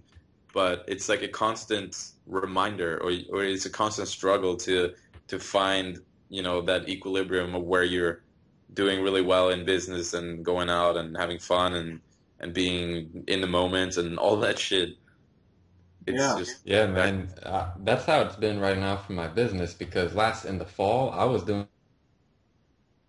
really good with the business, but then I took like a trip to Costa Rica and the Thailand one, and then since I got back in that time period, it was like I was still doing some work, but it wasn't like 100%. And Yeah, then like hearing you go to that conference and reading everybody else's things online of what they're doing, it's not that I learned something new, but I remember like, oh, this is and you guys are having success and stuff, and I'm like, this is the shit I was doing in the yeah, fall that got me all this money. Like, why did I stop? And so this month I've been doing it again, and then this week I got a couple sales come in and stuff. So then you realize like, oh yeah, this works. You just gotta Yeah, fucking do it, man. There's not yeah, really anything else to it. Yeah, I wrote down a note for the podcast. I like to do that, like write my thoughts down because it like gets me to remember them. Uh, what it was love the work you do now because life is like a constant challenge or constant challenges, and it's basically the same challenges all over and over again. But still, man, you gotta love doing what you're doing, even though you don't really love it. You feel me? Yeah, man, definitely. yeah. Like, especially for me with the electrician stuff and all, I'm always talking about that because, yeah, it's how you do it, not what you do. Yeah. So what are you guys reading right now? I actually started reading People by You again, and another book that is not related to business, but I'm, Well, that sounds interesting. What's this other book? it's called My Big Toe. It's actually probably my favorite book that I've read. It's just about like it's called My Big Toe stands for My Big Theory of Everything, and it's kind of just like an overarching picture of how the world works and things like that. Some of the shit is really out there, but when you apply it to your own life and stuff, you'd be surprised at how much of it you notice is true. Yeah, yeah, that's cool. But But other than that, man, I got a big list. yeah, I'm not so great with reading, but my New Year's resolution, if you will, was to do one book a month, and so far so good. So I'm doing Seven Habits of Highly Effective People right now. Great book, man. Dude, Yeah, the one thing in that book that stuck with my head the most, that a lot of the stuff that applies to business is really good, but there was this thing at the beginning. I forgot the exact story behind it, but what it came down to was he's like, a good way to live your life is to think about if you funeral. were, yeah, if it was your funeral, right? And everybody's talking about you at your funeral, what would you want people to say about you? yeah, Because that's what counts in the end. It doesn't matter what money you had or all that yeah, type of shit. It's like, what are people going to say about you at your funeral? And I think just waking up and kind of knowing that is a really good way to live your life, and it really makes you honest. Because when you think about it, like, what do you want people to say at your funeral? You're not going to lie to yourself about that. It's just something you're going to be honest with yourself about. And then when the right. honesty comes out, you're like, all right, am I living in a way that's going to promote that? A lot of times the answer isn't always yes. Yeah, yeah, yeah. Oh That's yeah, cool. But that's one yeah, thing that that's I have noticed is like I read a lot when I do read, and I think you only have so much time. And to me, reading takes a while. Like for me to read 100 pages, it'll take like 3 or 4 hours. Yeah, So I think it's important to get like know people who recommend good books to you because I've read books that are just and also to know what you want to learn. Like I read I forgot the guy's name, but he talks about a bunch of social media stuff. yeah. I forgot the name of the book, but he's like Gary Vaynerchuk. I forgot Oh, the right. name of the book that he wrote, but I read that whole thing and everything, and it was cool information and all that stuff. But then I realized, like, with my business, I'm not going to use social media at all. Like the actual practical applications is fucking small. And I also read one about how to do media and public relations stuff, and I'm not doing that at all.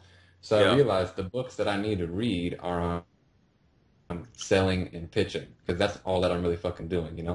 Did you So I read think Pitch that's Anything? important too. I have it right next to me actually. It's the next book I'm gonna read. I watched that interview though. I'm so happy I found that book. what was the name of it? Pitch Pitch Anything. anything. Which anything? Oh yeah. I saw you took Lauren a picture of it, Claff. What a fucking right? machine. You took a picture of that book, What's that? Bobbe? You took a picture of it and posted it on Instagram and some shit. Of the book? No. Was it another This is one? what it's called, man. Yeah, whatever. Okay, whatever. But yeah, that guy's pretty ridiculous, man. I think it's really good information in there, but you have to also, because I watched the interview a couple months ago, and I did have one client. I mean, the guy was like worked in the entertainment industry and was kind of like a dumbass anyway. But he got kind of pissed at me because I did some of the stuff from that book. I mean, the guy was kind of running me around, so he's like, "Oh, I might want this, I might want that," and then I'm like, "Sonny," I'm like, we met in person also. I'm like, look, listen, if you want to become an industry leader, here's what you need to do, whatever. And this guy got all fucking butthurt and he's like, I am an industry leader already. And like the guy's kind, he was kind of like a joke, but I mean, I felt a little bad for him. He's uh, trying to do what he's trying to do. But you have to understand the situations when to use that because some people will take it personally, you know? Absolutely. Yeah, that's a great point. And it's, you know what it is Oren Claff, as he says, he's like, what you see before you is not, I didn't wake up like this. Like, this is manufactured. This is a process over time. So just with like pickup, you start small, you make eye contact, you say hi. It's like you step it up. And then when maybe we're 35, 40, then we'll go into a room with executives and be like, I'm trying to decide who I'm going to throw out today. I'm just kidding. No, I'm not. Yes, I am. No, no. You know, like that's when you Yeah, reach that level. yeah. hey Yeah, man. man, And I'm I gonna also kill this think water. it's the one key you need to do beforehand is I think with when he pitches, he goes in already knowing what the person's problem is and how to solve it. And I think what we do is going in blank, and you can't just go in and pitch something without figuring out their really big problem and frustration. Yeah, And I think you have to do that first, and then once you really understand them, then you just got to be confident as fuck and say, listen, here's what you need to do, you know? absolutely. And like when we started, that was okay, you know, to go into a meeting and be like, look, what's your biggest frustration? But at this point, we should be knowing what their frustrations are and even, you know, being very specific about what their needs are and how we can help them by the time we get the meeting, I think. Yeah, that's Back ideal. I top mean, you work with liquors. what you can get, but Yep. What about you, Fred? What are you reading? I'm reading Do the Work by Stephen Pressfield. Okay. It's like 100 pages or something. Basically, as we were talking about, like relearning. Yeah. Yeah, basically, just he just lays it down, simple. Uh, yeah, do the work. That's it, basically. Yeah. Yeah. Yo, I want to ask you guys, like, what's like, where do you want to be a year from now, and what's kind of like one of your main goals for this year?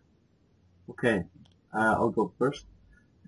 Like I would like to be finished with the electrician stuff by summer.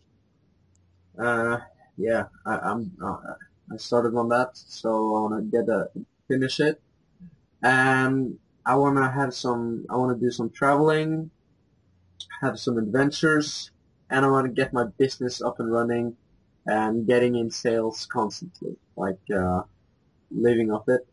I might have to get So like where are you sitting a year from today? yeah, like that's what I want to accomplish within the year. Have some Right. travels and get the business really up and running. Okay. yeah, then I guess for me, the one thing I have is by June 15th this year, I want to have like $30,000 in my bank account, not 30,000 in sales, like that much in the bank, Yeah. or coming in as like a receivable, whereas I'm finishing a project up. So that's the goal for that, and then the summer, because I'm still in school also. So from June to like September, I'm just going to be traveling for those 3 months or whatever. And with the business, I might run it some more, but I think I'm going to do more of just checking the emails type thing and just Yeah. enjoy the 3 months. And if I get some referrals and things like that, but if I do get the 30,000 by June 15th, I won't need the money at all. And even if I get less than that, I still won't need the money. Um, Yeah. so that'll kind of be the goal for that. Then when I get back from the summer, I still have like 2 more quarters of school. So a year from now, I hopefully I'll be actually finishing up my school finally. And by that time, I know my business will be running really well. And then I want to spend like a year or two just traveling around doing whatever the fuck I want. Like when I finish school, I don't want to have rent. That's a basic thing where it'll be like I have a business and I'm just doing what the fuck I want every day. You know, I don't have a rent. I don't have a single place to go to.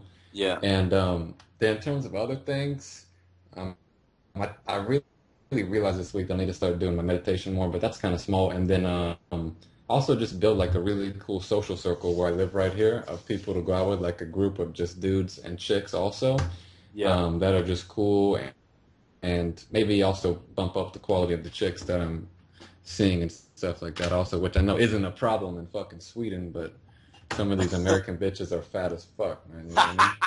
Uh, God damn, both you motherfuckers, man, live in Scandinavia, man. Man, yeah, we're fucking lucky, there man. was one fat girl at the conference, and she was American. Yeah, man. I mean, in LA, it's not as bad, but if you go to like different states, it's fucking bad. You know what I mean? Like Jeez Orlando, Louise. man. I saw some fat bitches over there. Real fat. Uh, But yeah, what about you, Bobby? um, yeah, I'm just thinking about it as you guys are answering, and I'm not. I know for business, I want to basically change the um, what's it called? Like the company structure to right now. I don't know. It's like a sole proprietorship, I think it's called in the U.S. And Yeah, then I want to basically bump up that to so where you can basically sell. It's like a corporation where you you're could gonna have. incorporate it. Yeah. So So that you're gonna have stocks in it. yeah, I'll Is have it gonna be stocks, but not a much like public corporation? not a public corporation. It'll be a Okay, corporation in the okay, got sense that there will be stocks, but yeah, nobody can buy it on like the stock market.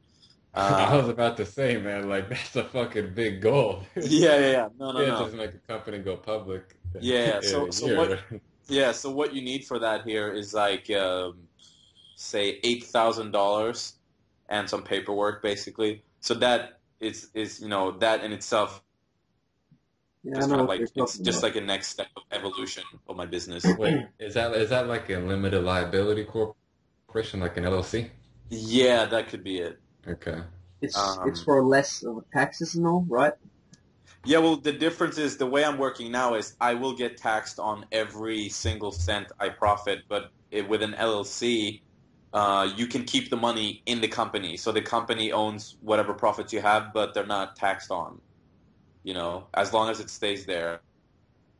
And then you can, do whatever. And if you end up selling or whatever, I'm How not much do sure. you guys pay for taxes? I know it's a lot in Scandinavia.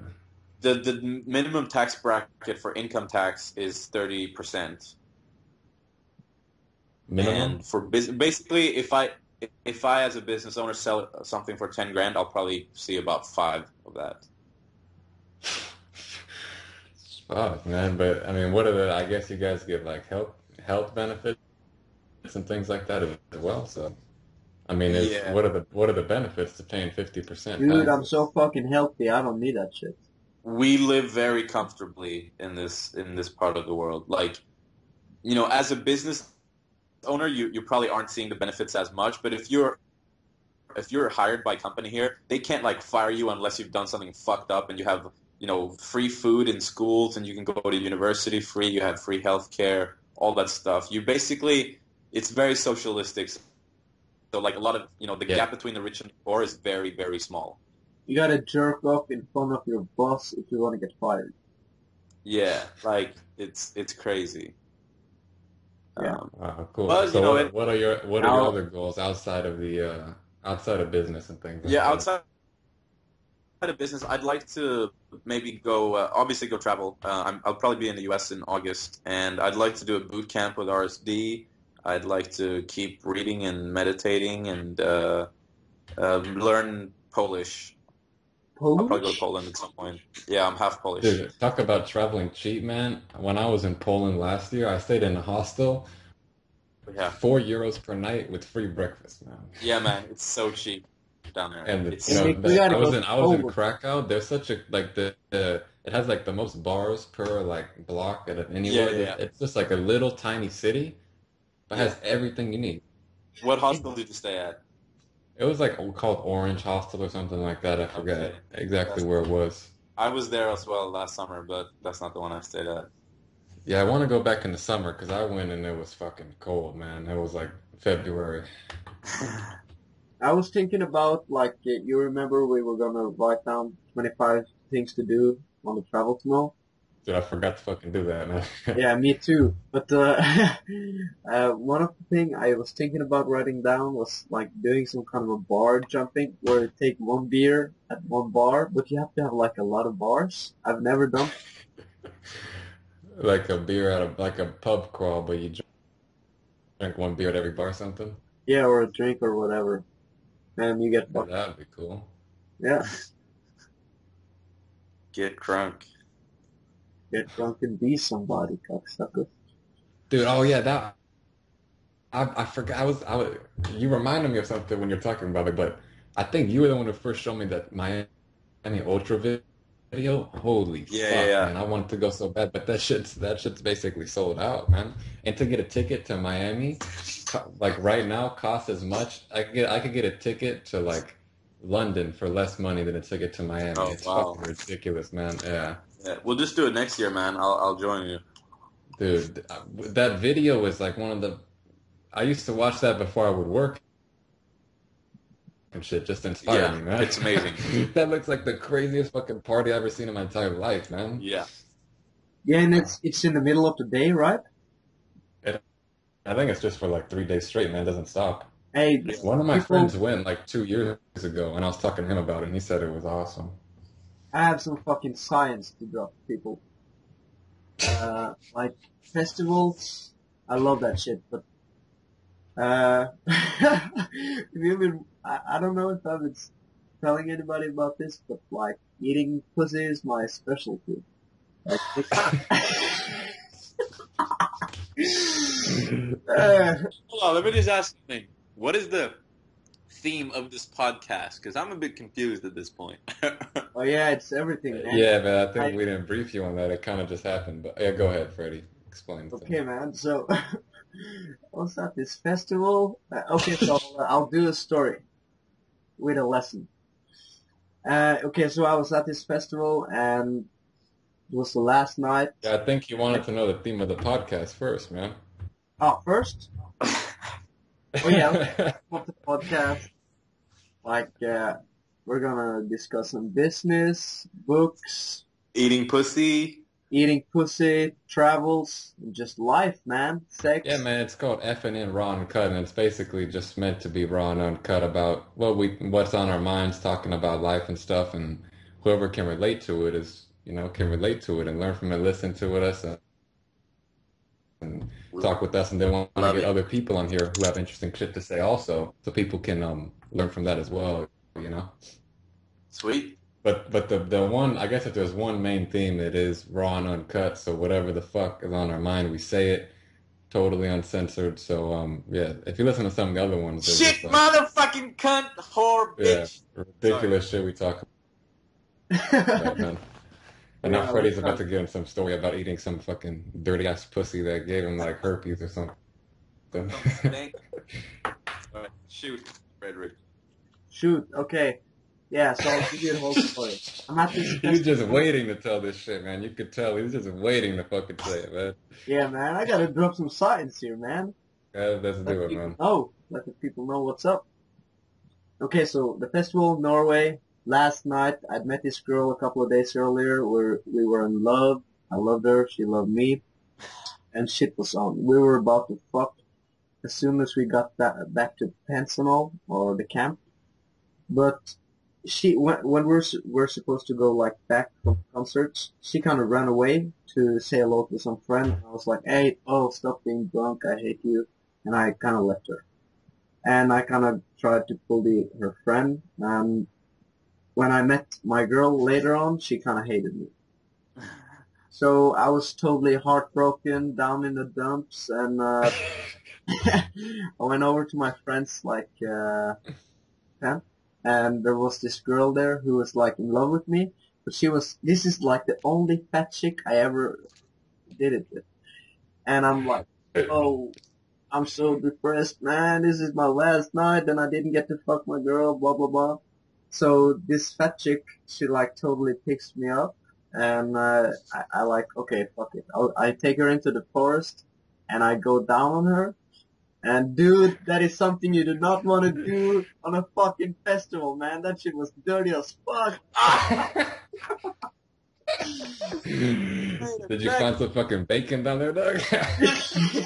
Wait a second.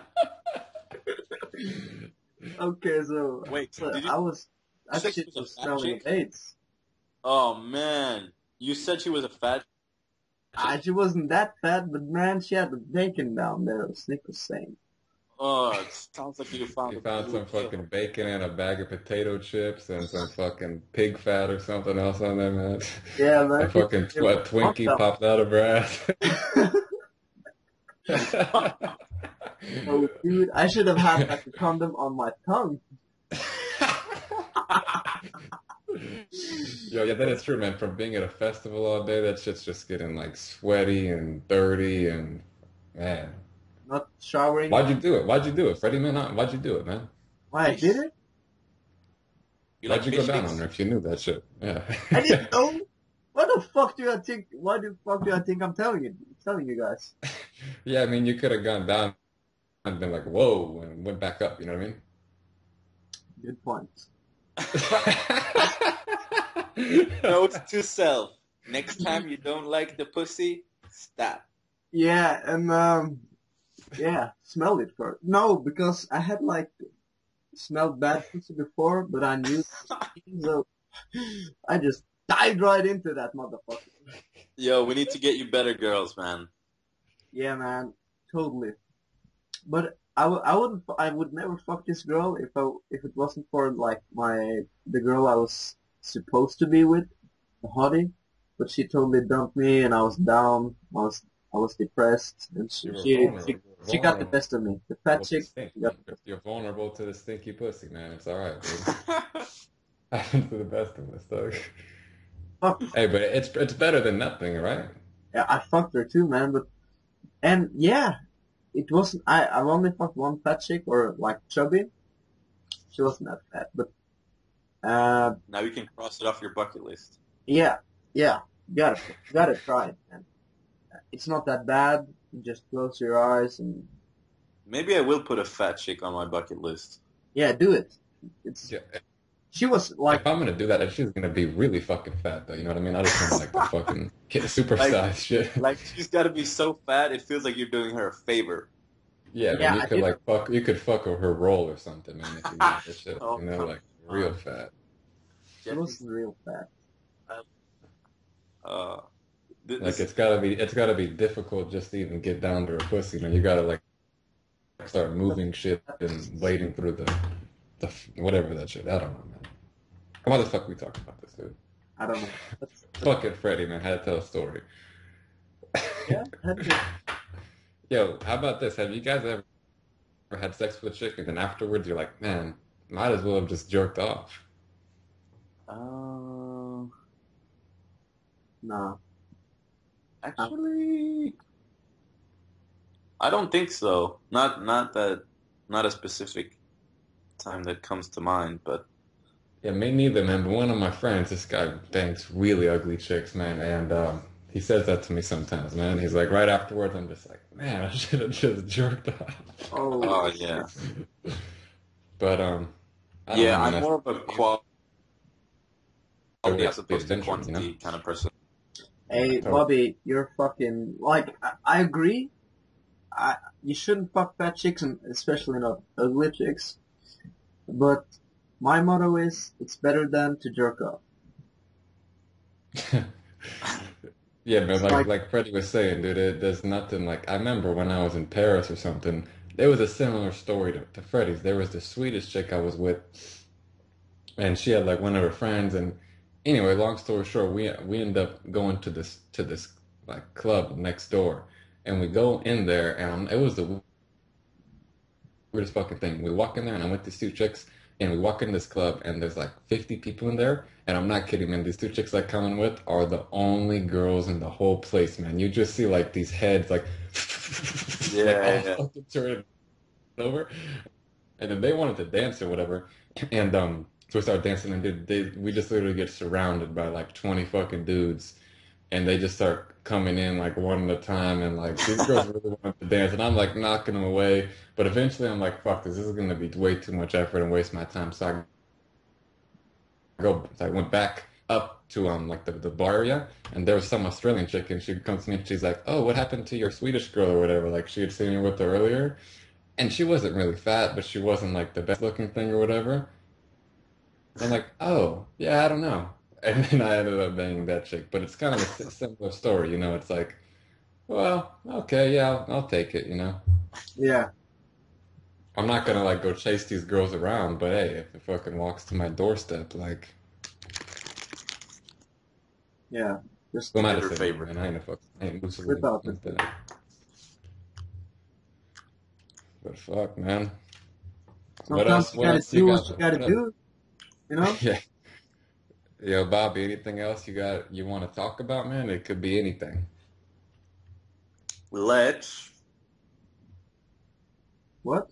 Um, I got nothing. Okay, man. I got some. You want to keep going, Nick, or should we wrap it I'm up? fuck. Or I got nothing to do today, man. yeah, okay, man. I was like, when I was out last night, I was out with like a lot of workers, and one of the guys are like digging shit, and like, what do you call those guys who are like digging for roads, digging for houses, digging for whatever? I don't know what you Construction workers. call them, man. Well, They just diggers. diggers. Okay, so he's a digger. Sounds like you're saying nigger, Sorry, man. digger, So digger. the niggers, okay. Oh What yeah. about By the them? way, I dropped a major N bomb, like nigger. I said that last time. I didn't mean to insult anybody. Not racist. So if anybody got a little insulted, I'm sorry. I know that's like a yeah, kind of sensitive for some people. Yeah, Okay, so fuck it. back Quit back apologizing. Just go. back to the diggers. So yeah, basically, like I was telling them about how technology is gonna like take over everything. So everything is gonna be automated. Probably gonna have like robots who work as electricians and the carpenters and all that shit. So imagine in like 50 or 100 years, what the fuck are people gonna do for work? You I know? don't Is know, that man.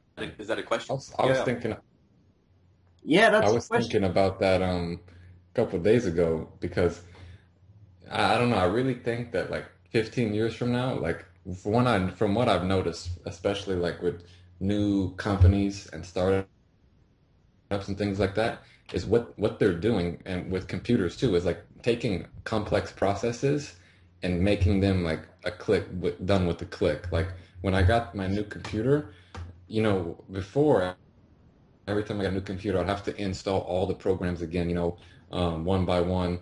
And my friend showed me this website where you can go to now, where you get a new when you get a new computer and it has checkboxes for every program, like uTorrent, Skype, Microsoft Word, and you just check all the boxes, then Yeah. click download and install. It downloads and installs them with the express settings all by itself. That's Um, cool. then on top of that, like if you look at things like Dropbox to share files, all you got to do is click and drop it, and that's like one of the most popular things. If you look at like Google, why is Google so popular? Because before Google, if you wanted to get information, you'd either have to walk in the place in person or make a bunch of phone calls. So that saves you a ton of time doing that. And I think like 15 years from now, there's going to be shit like, okay, Tim made this freedom business course that you start and you make a business by following these processes. Pretty soon, there's going to be a course where you just pay money and you click a button and it makes a website marketing campaign for you, targets your one key fan, all that shit just by pressing one button. Yeah. And I think that's really where the world is moving. And it just has to do with a natural human tendency of like, if you can do less and still survive, you'll do it. Yeah, And we that's have it. like lazy tendencies, you know? Like Yeah, it's like, I think we lost Bobby. But yeah, so people generally want to do as little work as possible and get the most results. You know?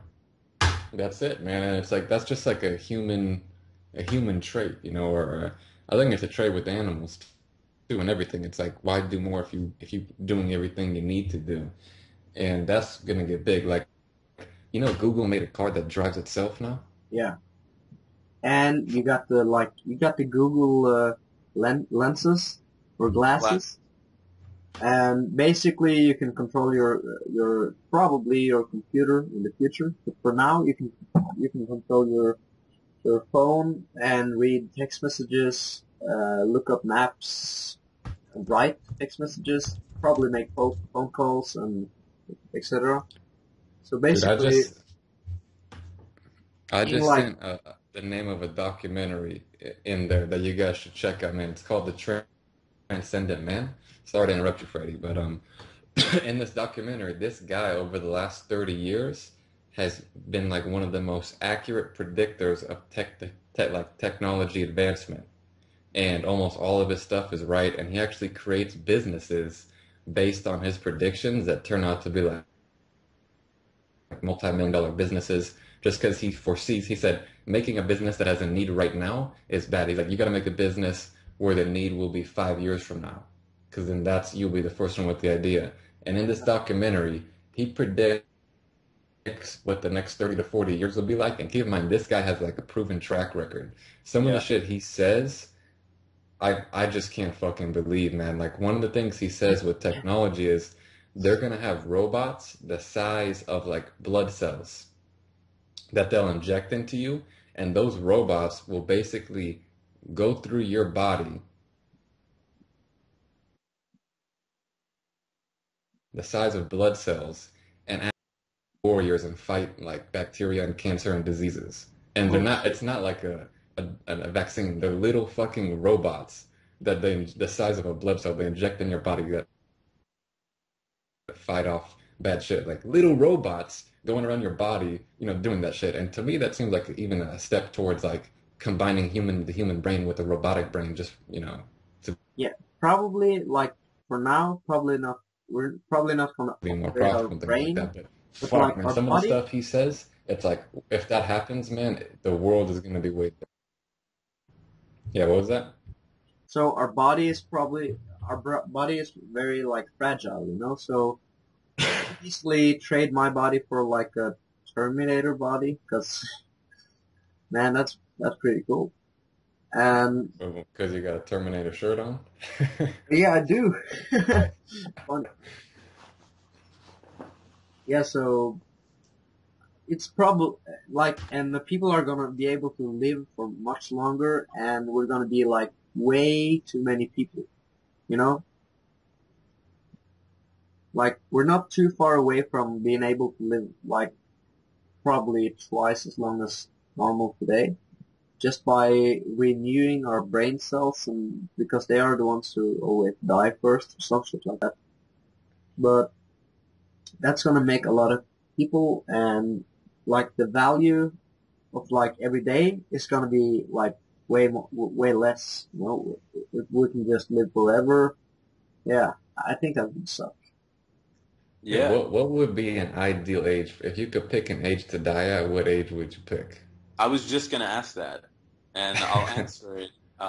On the birthday of my 100th birthday, I'll go out I would say 105. 105.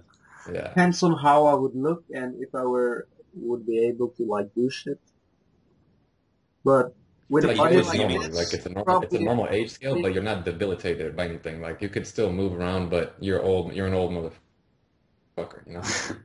yeah. So like 105 for me would probably be like 60 for normal people. I'm kidding. No, I don't know, man. Like 90, 100, something like that. Yeah, I think it'd be cool to check out on your 100th birthday. Yeah. Yeah, I wonder how Make sure to have a party before. many people have actually died on their 100th birthday. Like it would Right. suck to be planning all this shit. Like, oh, I'm gonna have a hundredth birthday, and then you go the night of your 100th birthday. Yo, let me ask you guys this. If you knew that you were gonna die tomorrow at lunchtime, what would you do right now? I don't know, man. That's tough. I'd probably just hang out with my family or something. I don't Shoot know. some fucking heroin. No, I don't know, man. I probably just hang out with my family, man. I don't really have any like real insistent urge to do something that only takes 14 or 15 hours, you know? Except travel, but I mean, if by the time I get on a plane and go anywhere, I'm already gonna be dead by the time I get there. Yeah. No, But I I had like 4 months or whatever, I would just fucking travel everywhere wherever I wanted to go to, and that would be it. yeah. Me too. But I don't know, No, that is a like pretty interesting question. yeah, I was taking a piss one day, and it, like obviously everybody knows that you should live every day I as if noticed you you said were picture of your the last. forums. Like I was taking a piss today, and I thought about blah blah blah. Like, is that Yeah, your yeah. little Zen garden or some shit when you're pissing? No, but like I was taking a piss one day and I thought about that question. I was like, what if you actually knew that tomorrow you're gone at lunchtime? Like, what the fuck would you do right now? And then it was kind of like not emotional, but I was kind of like I got goosebumps and I was like, holy shit, that was like that kind of changed how I felt, and because I remember struggling with the decision of should I go out tonight or should I not go out, and then I thought, okay, if you're dying tomorrow, there's no way in hell I'm sitting in tonight. Yeah. You know? Me and Yeah, I guess that's a good way to frame how you make decisions. Like, if I was dying tomorrow, what would I do? Yeah, absolutely. definitely. Me and Nick were talking about like this earlier before you hopped on the podcast. Like it's important to enjoy every step of your life. Like yeah, basically that's it. So what the fuck was I thinking about? Yeah, like yeah, enjoy everything. I don't know. I forgot what I was thinking about. That was my point.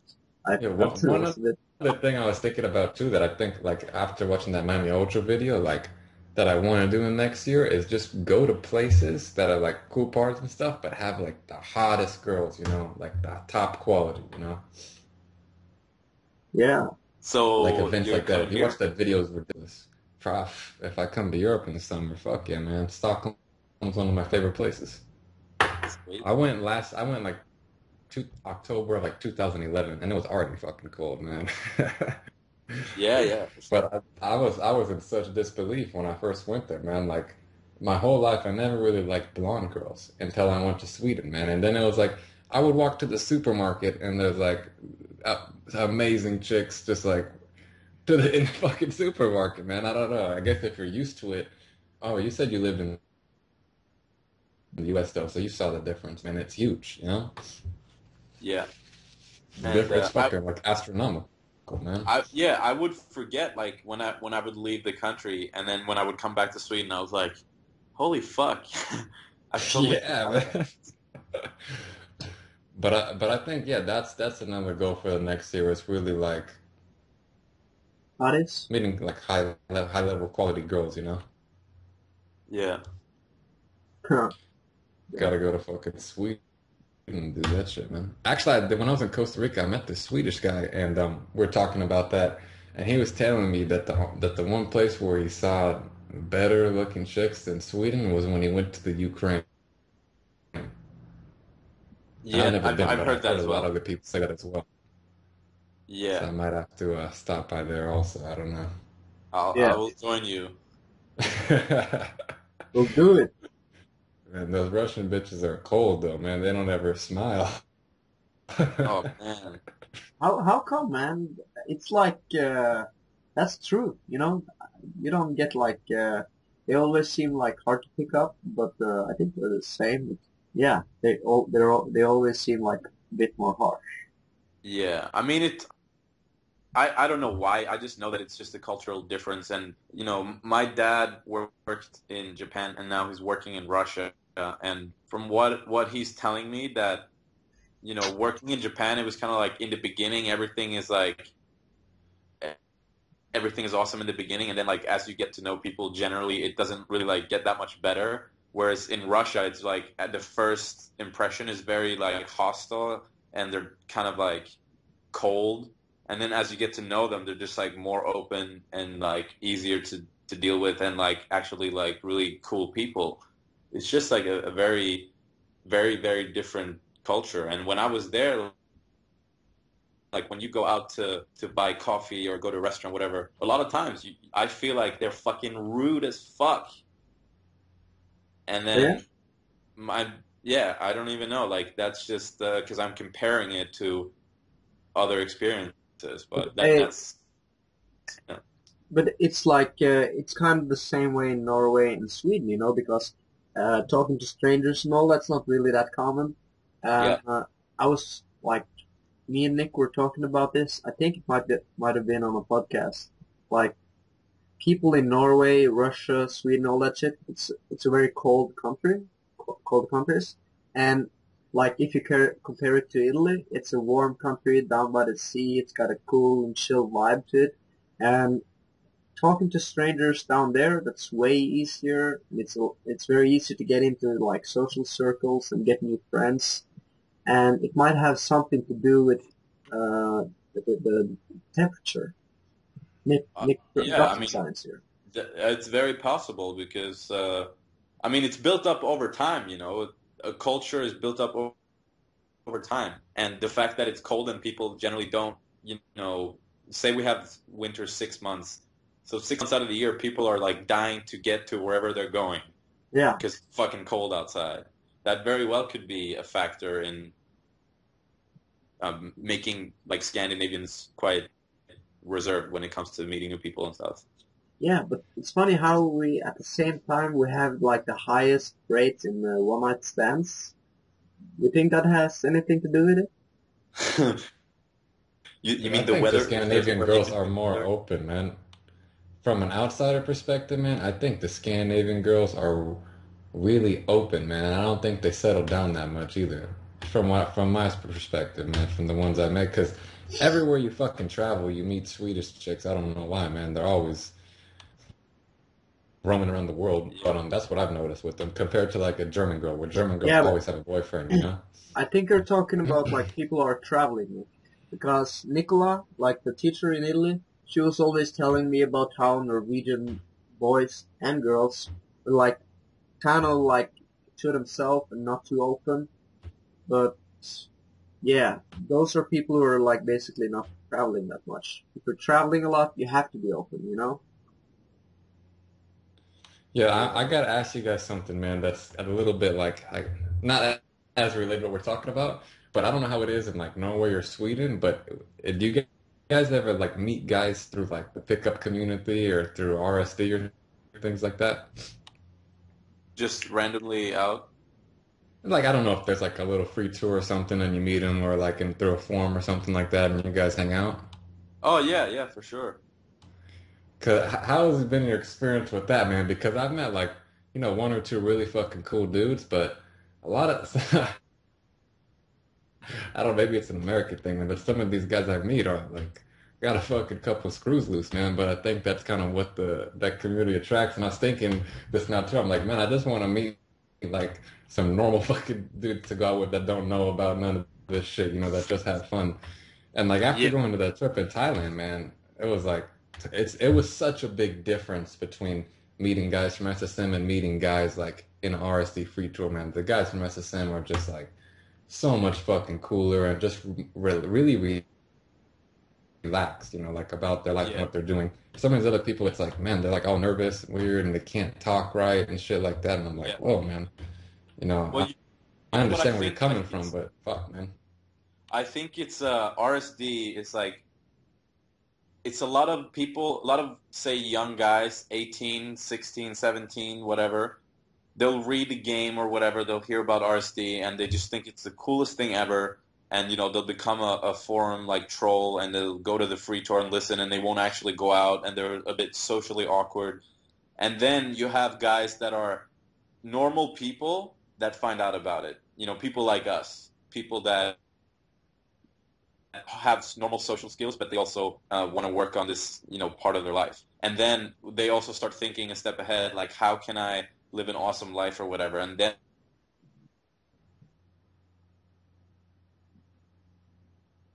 Hi, Nick, can you hear him? No, I can't hear Bobby. But yeah, that's fucking true what he's saying, man.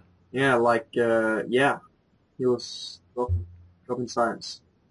Because yeah, Uh, I don't think it's really the best place to meet people to hang out with. You know what I mean? like Like some of pickup these stuff. guys are like, yeah, man. I mean, it's just coming from a weird, too much of like a there's no love, man. There's no love. Yeah, yeah, There's no like love, man. It's like fuck. I mean, you gotta bring the love and have fun.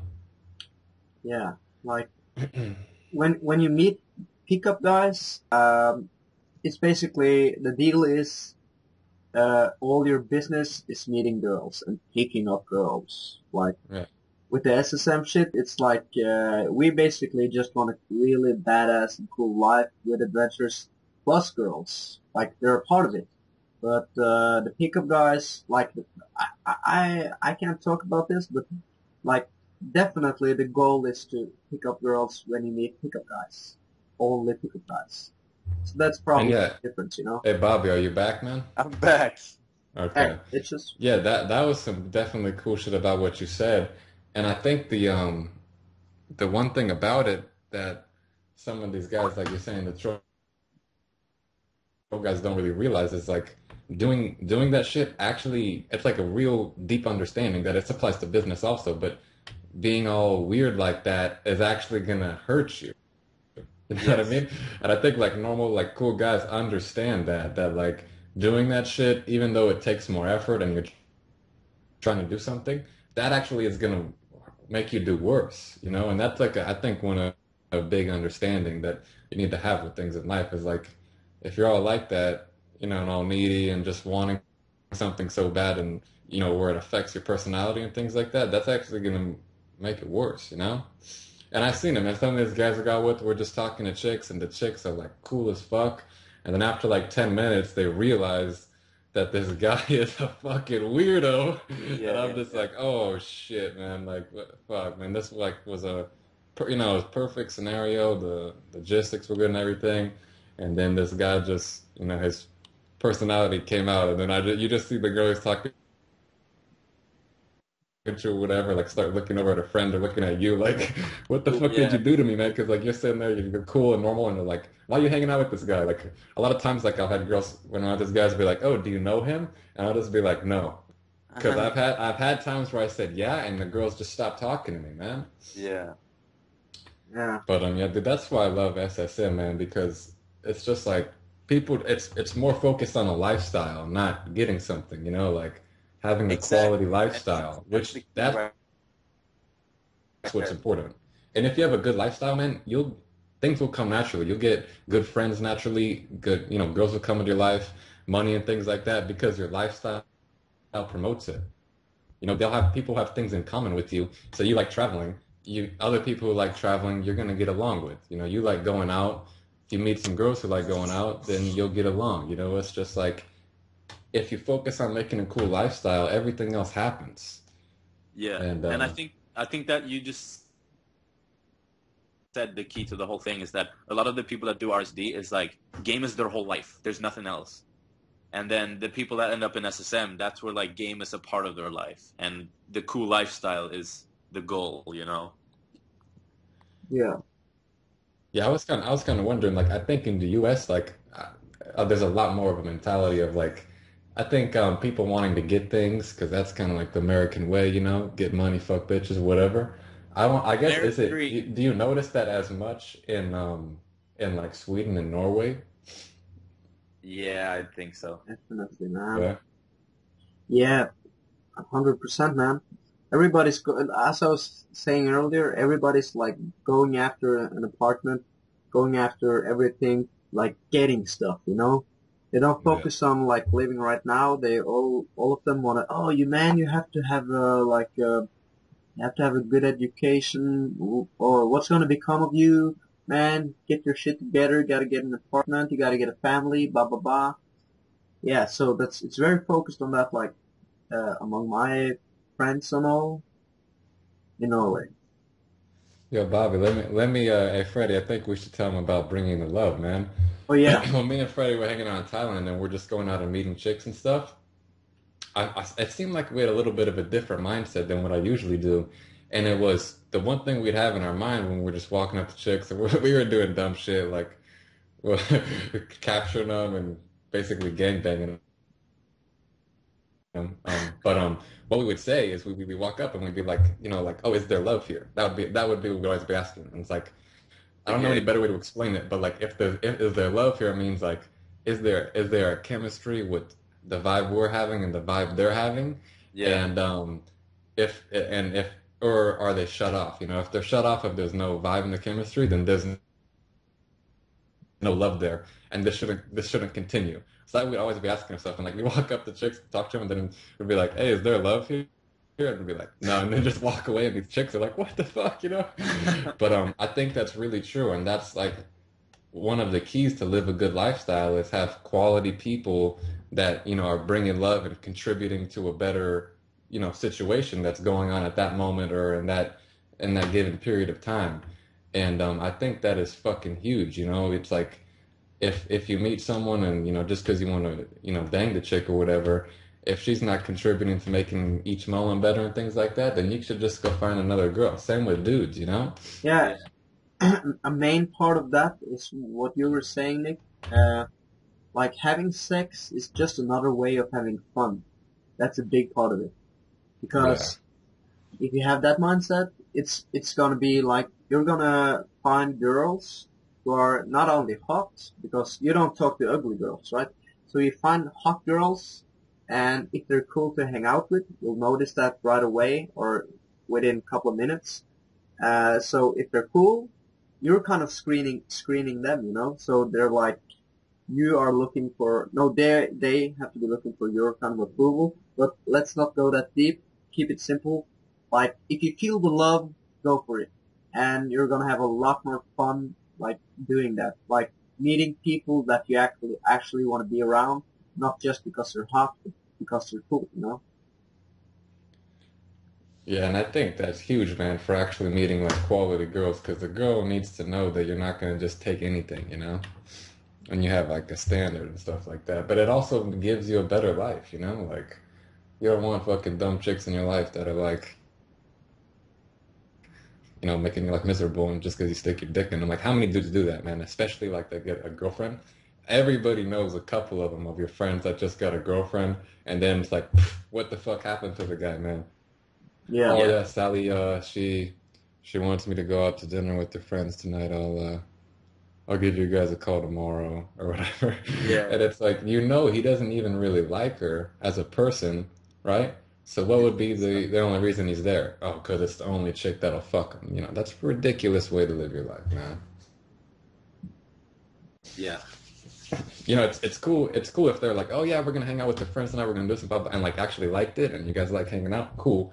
But most of these guys are just like, yeah, I gotta go to Sally's place tonight and watch a fucking romantic movie. Like, dude, where did you go wrong, man? Yeah. Yeah. That's a girly man right there. But fuck, man. So Bobby? What's your next trip you got planned, man? Do you have anything in the pipeline, or is it just kind of see what happens? Nothing's booked. I really have to make it to the U.S. in August because I'm invited to two weddings back to back, and I'd love to travel. Probably do Poland at some point before that. Let us know. And and when is Greece happening? July? Yeah, Who knows, man? around Honestly, July. like sometime in the summer. But Tim kind of does shit on the cuff. I've noticed. Yeah. Yes. So we'll see, man. I mean, he gave us dates that like a while back, but I don't know if those are actually gonna end up being the ones. Yeah, Yeah, I it's guess fun. only time will tell. But Yeah. But yeah, that was a really fun trip, man. Like the biggest thing about it, it's cool going to Thailand and part and all that shit, but dude, every single guy that came to that trip was like fucking awesome. You know what I mean? Like every single dude was just really, really, really fucking cool, man. And that was to me was the biggest like reward of the whole thing. It's like almost every guy in this course is a fucking awesome dude. And Yeah. jeez, And man, that's that's hard to find sometimes. that's pretty shocking. And like there's always like a bad egg. But I actually I asked Dustin too. I was like, tell Hey, you're dropping off, man. him like they're all Hey, Nick, can you hear him? Not really, man. Hey, Bobby, can you repeat that? Fuck, My man. internet is big. Can you hear me now? Yeah, I can hear Yeah, you. yeah, yeah, I can hear you Repeat now. it. Just repeat that. Yeah, my internet's being retarded. No, I was just saying that I spoke to Dustin when he was in Thailand with you guys, and I was like, "Tell me who's the bad egg." I mean, there's always someone, and he was like, "No, everyone's cool. Like everyone's a cool dude," and that's amazing. Yeah, dude, even though like there were some people that had like, little quirks to them and shit. Like that, remember that Norwegian guy that was just like a fucking madman, that huge dude? Like Oh, everybody yeah. had their own like weird shit. Like then the other guy liked this one guy liked to do some like Thomas. What was his name? No, Jacob. He was into like some weird shit with like hanging from the ceiling with hooks on them and stuff like that with his girlfriend. But even though like some of these guys were into this weird shit, they were still cool. You know what I mean? Where they could talk with you and normal, you know, they interacted cool and everything, and everyone likes their own things, which is, that's their thing, but they're all fucking cool, man, which was amazing. And I also thought another reason why is like it takes a commitment to come to Thailand and go on a trip like that. So I think that in itself screens out the bad eggs. Yeah, like myself. Like I didn't make it. I mean, not even No, Bobby, you're fucking cool, man. if you don't got Yes, the money, dude, you don't validate get me, the money, please. man. Give me validation. Yeah, I give you more than that, man. We love you, Bobby. Don't worry. I love you. Yay! Yay! Hey, man, I wish people could see you, man, because you got some Scandinavian in you, man. I do. I do Yeah, have you're a handsome motherfucker. 50% Scandinavia in me. You do, right? Yeah, yeah. Half Got a lot of Swedish. it. Like it's fucking ocean. It's I got a Viking beard that's orange. Although my hair is brown, I got a orange ginger beard. Hey, dude, I have that same thing, man. It's like I have like a 14-year-old's beard, but when it's coming out, it's kind of red, you know. But still, though, I'm a manly man. And Nick has a mustache that belongs to a porn star slash pedophile. Yeah, Yeah. man, I Oh, like both of them, man. I literally made like a whole persona out of this mustache. It's getting kind of old now, but like that's all I would talk about with people I meet. That's hilarious. When hey, dude, you were telling me about when we meet how you up, were we'll like both grow mustaches. Travel. Nick is a Fuck yeah, man. fucking douchebag because he's like talking to guys in the club when he's getting girls, and he's like, "Hey, man, what you have to do to get girls is just get a mustache, man." Like, have you seen Super Mario? What do you think the guy always gets the fucking princess? Yeah, dude, I literally like when I'm talking to guys or whatever, I'll just be like, dude, man, if you want to bang chicks, just get a fucking mustache, man. And I'll like show them some pictures of chicks in my phone from even like a while. I mean, I'm no pimp or nothing like that from like months ago or whatever. And I'll be like, yeah, man, I just fucked like 4 chicks this week. Dude, it's just a mustache, man. And these guys are like, really? And I'm like, fuck yeah, dude, just growing. I'm trying to promote Mustache America, man. That's what I'm trying to do. Oh fuck, man, I forgot about their fucking our oh our promoters, like our sponsors. No, dude. Hey, Bobby, you want to Yeah. hear this? So basically, we're sponsored by the Catholic Church. Now we don't necessarily promote pedophilia. I don't know about Nick right now with the mustache and all, but we support raw sex, raw dog. You support raw sex, but not pedophilia. Is that what you said? Yeah, we're That's sponsored that's by the why we're Catholic sponsored by Church. the Catholic Church, man, because we don't promote birth control, but we don't promote banging little dudes either. Okay. Hey, man. Well, Actually, you man, know I what's did fucked get up? I don't know if you. I went to condoms this week, so I'm done with that shit, man. Okay, man. Speaking of pedophilia, do you know, Nick, that I don't know if you have the same laws in Norway, but it would be legal for me to have sex with a 15-year-old here. 15. We have 16-year-olds. I think it's 15 in Sweden, but that's fucked up. Check that out, man. Dude, I No, was looking at that a while ago, man. In the U.S., it depends on the state. Some states are 16, California is 18, but like in Italy, it's only 14, and like in Mexico, there's no. It's in Mexico they define it as if she's started puberty or if the person started puberty. Oh, oh. Yeah, But in that's Mexico, man, they have a lot of kids, so it's wrong. Yeah, man. yo, It's like I could fuck 16-year-olds, but I don't. They're hot and all. Some of them are like really hot, but they're so retarded in their way of like being and all. So it's yeah, it's not for me. Yeah. yeah, I don't know, man. I mean, it's like you're not gonna go hunting 16-year-olds, but maybe you meet a cool one. Yeah, it might happen. Yo, guys, check out this video, man. This is like a fucking perfect inspiration video right here, man. Like, if I could do some shit like Oh, this, man, I'm just fucking, I've seen this. I'm done, man. Hey, Freddie, Yeah, did you get the video, man? From Mickey and what? I were meant to go to this yacht week, but if you sign up, like now it's kind of late, or it's not late, but you can't sign up like a bunch of dudes. You have to get 60% girls. So if you sign up now, What? That's why it's fucking dope, because it's all chicks, you know? yeah. But I'm saying it's like hard. You need to have the girls with you as you book the yacht. So Yeah. But you know how you're talking about earlier about like getting shit for free? I yeah, think there's a way to get here without having to buy a yacht and bring all these chicks, man. That's what I feel about it, you know? that's quite possible. I mean, yeah, Like there's you always a gotta, way. you know, I don't know, you know what I'm saying? I think that would be like the real fun if you fucking somehow got into this giant yacht party all around the Mediterranean and you just party with like the hottest chicks in the world and you just think to yourself, man, how the fuck did my life come to this, man? You know? Yeah, Fuck, man. Man, What?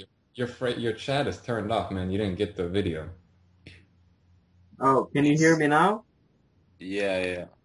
Yeah, no, but your Yeah, text I chat got is the turned video off. with the sailing and all. Such a cool video. Cool. Yeah, I just looked like a couple of seconds of it and I skipped. Looked cool as fuck, man. Uh, yeah, The yacht week. that's a dream, man. Like to me, yeah, that is literally a dream. Like if I did a yacht week like that, I don't even know what else I would like want to do in terms of partying. You know, that's pretty much as fucking epic as it can get. Yeah, Yeah, it's a sick. It's on my bucket list, so it'll happen. yeah, definitely. Yeah, I want to do that as well, man. Yeah. But Like, hey, and man, lately it's my so focus has been possible. on like partying and all. I've been such a drinker, you know, so every time I've been going out, I had to drink. But ever since Thailand, I feel like way better. Like when I'm talking to girls or when I'm just out, I'm having a way better time when I'm sober. Yeah. It's After a while, either you just get used to it. it's either going sober or going full like drunk as a motherfucker. Yeah, either go hard or go sober. Yeah. So do you guys have bucket lists? I think you said you have one, Nick. Yeah, I do have one. I don't have one. Like I haven't really written down anything like Yeah. a real bucket list yet. I've got one with like 64 things. I'm just trying to think like which one should be my next one. Yeah, to me, like I have a good amount of them, but to me, when they're really gonna start like getting put in full effect, especially the big ones, is when I finish school. Because like I said, some of them will require like 6 months. Like one of them, I want to ride a bike from like Paris to Barcelona, and you know, Yeah. I obviously can't fucking do that right now. Hey dude, you gotta Um, tell Luke about that because he wanna do the same thing, you know? yeah, man, and then there's just other ones like that you need certain places. Like I want to go fucking pet some kangaroos, like swim with some sharks. Things like that that require certain places. But as Yeah. in terms of like what I could do now, there's like three or four that I have listed down. One of them I want to learn how to salsa dance, man. So I'm gonna start doing that shit. Yeah. I just have learned to dance. I should get more specific. Yeah, what the fuck does that mean, you know? Uh, You know what it is? I want to learn. I want to learn to shuffle like a boss. Damn, son. You know what? You know what's a cool item on my list though that I have kind of like planned out as best I can, and it might result in me coming to see you in LA.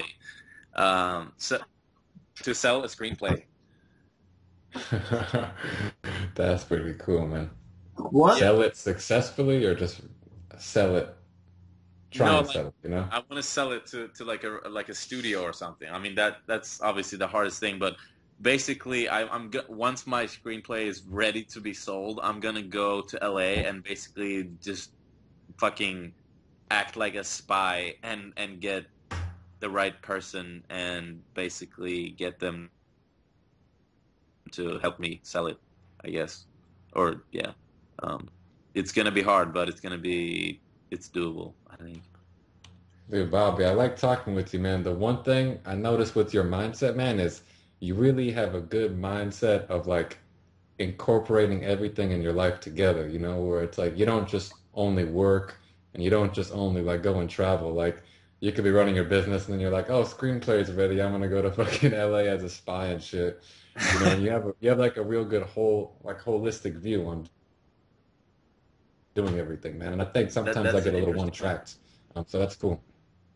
I like that. I didn't realize that, but good point.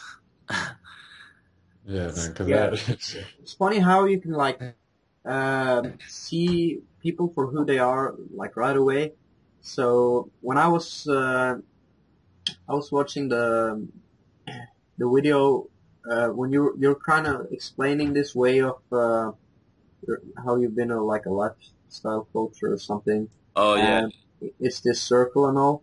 And I would like look at that and look at some other videos, and I'm like, yeah, I think I'm gonna like I like this guy. So, like just from watching those videos and my experience in Thailand, I could like tell like if we were to like hang out, I think we would get along well. You know, you can tell yeah. right It's away. funny that it's like it's this weird thing where like you get to know people on like sometimes quite well, and you know what they look like, you know what they're like, but you've never actually met them, and then when you see them in real life, it's kind of like when you guys met Tim. Wasn't that kind of weird? Yeah, but it was a like little bit, man. Yeah, it was weird, but he was kind of like everybody else was just like him or just in another way, just Yeah, as awesome. And if you like it's kind of a weird thing because this SSM stuff it's only attracting a certain amount of people. So all of those people who are like attracted to it, they're gonna go along well because they have sort of the same interest, yeah, been yeah, through the same struggles, and yeah, something it's like that. it's actually pretty interesting, man, because how like me and Freddie started hanging out is before like the SSM actually officially met up. I had seen some of the guys once. One morning, I was just when I was staying at some hostel, I went to some random place to eat fucking breakfast, and I'm sitting there eating breakfast alone, and to the left of me is some fucking white ass Norwegian motherfucker and some Finnish chick that keeps and this dude keeps looking at me. And then eventually after like 3 or 4 minutes he's like, "Hey man, you're Nick." And it's fucking Freddie right there and I'm like, "Oh shit, what's up, man?" And that was it, you know? He's like, "I remember you from one of the videos or something," and then we've been hanging out the whole fucking time. But that's exactly like a scenario like that. You've seen people in the videos and stuff and you kind of know them, but then you just see them in person and it's like, "Oh, what the fuck, man? What's up?" yeah, yeah. Yeah, it's cool. It's like a new form of. I mean, it's like when you see like movie stars and stuff. You've only seen them on the screen, and then you see them in real life. It's just like a bit weird, Yeah, but yeah, it's but a cool thing. Dude, I think such a big thing, man. My mom always used to say this to me, man. But just having people that have this like things in common of like things you really want to do, not just having things in common like you both know about fucking baseball, you know? Like Yeah, having things in common in terms of like what you're doing with your life day to day, yeah, man, you'll just connect so well because, that's like your life, you know? But things like, oh, we both like fucking sports or whatever, that ain't, it's not really a real connection, you know. It's just talking about some fucking, it's like talking about the news, you know. Everybody knows about it, but is that really that important to you? Nah, fuck no. But like, if you really like traveling and stuff like that, you meet people who love it also. It's like, man, you can only make things better if you're both going for the same goal, and doing it together is only going to make it that much better, you know. It's like creating something bigger than yourself, which is where real friendships come from, you know. And it's funny how like we were spending 10 days together, like all of us, and I would feel like right away, like Dustin would say at the end of his speech, he would like, "Hey, this is the family right here," and that's so true, you know, because everybody goes along great, and I look at all those guys as friends, you know, not like bullshit, but real friends, you know. Yeah. Yeah, I kind of forgot my point, but But yeah, man, it's just I just feel like lucky to be a part of this, you know. Like this is really just the beginning, man, you know. Like to me, in terms of me personally, I feel like once I do finish school next year, my life, that's when my life is really gonna jump to another level because I'm not gonna have any sort of real like responsibility, you know. Like now I have to live in a certain place to be close to my school to go there. So Yeah. that space is kind of limited, and I also have to go at certain times and do that. And once that's done, then I just my life's really gonna kind of go to the next level. So that should be interesting too. And by that time, you know, these SSM meetups I think will be a lot. There'll be probably like three in different locations every year and stuff like that, and it'll just be getting bigger and bigger and bigger. yeah, I'll be at that point by the summer, you know. That's kind of cool. But still, you're way ahead of me in terms of business, so I have to get that shit going. But in terms of Yeah, just liberty and freedom, follow. You just gotta follow the process, man. Honestly, there's nothing else to it. yeah, I know. But you know what I noticed, Nick, is that um, SSM obviously like it's great, but there there's like for me the biggest piece of the puzzle that was missing was the sales part, and because I didn't have any sales experience, and like I remember in your video you talked about that book People by You. I read that, and I listened to some other program, and that was about sales basically on the phone, and that's when really like things started to change a lot for me because like I said, I felt like that was the biggest piece of the puzzle that was missing. And you definitely, Nick, are like one of the guys that's really just like you've followed the process, but then you've also looked into Other, like the other parts that you kind of that wasn't in SSM that was necessary. I feel like you definitely did that on your own and started yeah, just going after it on another level. And it's Yeah, obviously man. working, you know. Because that's, I mean, that's what it takes. I mean, honestly, I would probably say I learned more from those Art Williams videos than SSM. No discredit to him or anything like that, but in terms of being successful at life, like every single thing that guy talks about in that Art Williams speech is just like the real, it's the fucking basics. Like that, everything stems from that. Like going the extra mile, you know, really Yeah. caring about people, paying the price and a little bit more. And that was the one where what got me to do that. And I started going to all these meetup groups. Like last month, I did a 45-minute speech in front of all these startup companies about explainer videos. I tried to create a ton of partnerships and things like that, which I saw you doing too, which is a really fucking good idea. And Yeah. one tip about that, I did some locally first, and I got about one or two guys that I've gotten a couple sales from. Then I tried to do it like globally and stuff like that, and I got like one solid partnership globally, but I sent out I put so much effort into it, and a lot of people were interested, but the actual amount that came back to play out was small. So in terms of getting those partnerships, it's 100% relationships. So I would recommend doing it to people nearby you and just meet the person and Yeah. just talk with them. And going back to the sales thing, I've noticed this because before I used to sell insurance for like 2 years. So I had some sales experience. But I Yeah. think the biggest problem when I sold insurance was I just did it like a fucking like a hustler, you know. I did it as if I was like selling drugs. I would just get as many leads as possible and just bug them until I got a sale, which is Yeah. it works, but like if you just run around grabbing chicks, you can get them, but it's really ineffective. You know, it's not as effective. And when I read People About You, really started changing my mindset on that. But the thing I've always felt, and I've noticed so many other people do, that is they try and accredit what's the reason is elsewhere. Like people say, oh, the branding in my website's not good enough. My website's not good enough. I don't have the right papers. I'm not calling the right people. All that stuff.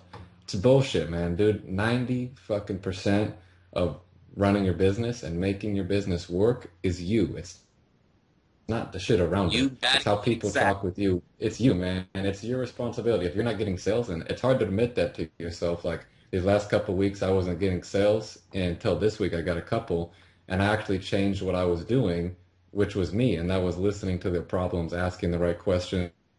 If you're not making it happen, you're doing something wrong, and that's it, man. If it's like, what's the definition of insanity? Doing the same thing over and over again, expecting different results. You Yeah. need to do it. And I think that's really what stops a lot of people. Same thing with or so many people in pickup like using lines, Yeah. because then it's not them failing, it's the line failing. Yeah. You Yeah. have to be able to take that heat and keep rolling with it. And yeah, I think that's so important. Like after I watched your video in that little convention, I looked up some of the ones in LA. They're not having it anytime soon, but I there's these meetup groups that go on with different companies, and a lot of them are startups and things like that. So I picked like 5 days to go to those and just fucking hustle like you did because that's what counts. And the stuff with SSM in terms of the sales, I think the course from week one to like up to the sales is like fucking 100% laid down perfectly.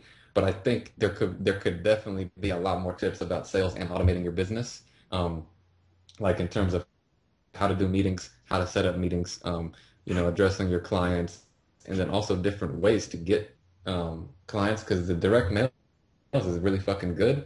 But I've noticed that the pay-per-click's not really that good. I tried to do some forum stuff, like posting on forums, and all these people just got mad at me and called me a spammer for trying to Yeah. sell my shit on there. And then the affiliate work really good also, like getting partners set up.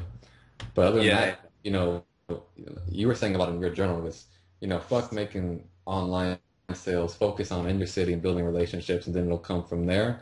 And I Yeah. think that's really what it comes down to is people knowing you and liking you and you solving their problems. And that's Like it. a really important thing about that, sorry for cutting you off, but like if you can learn how to make sales in person instead of online, that's like a super good way of like living the life of freedom, fun, and adventure. Because that way you could be like having a website in English, and you could go into stores and saying, "Hey, dude, I took a look at your website, blah blah blah, and here's like you could bring a DM or a proposal or whatever."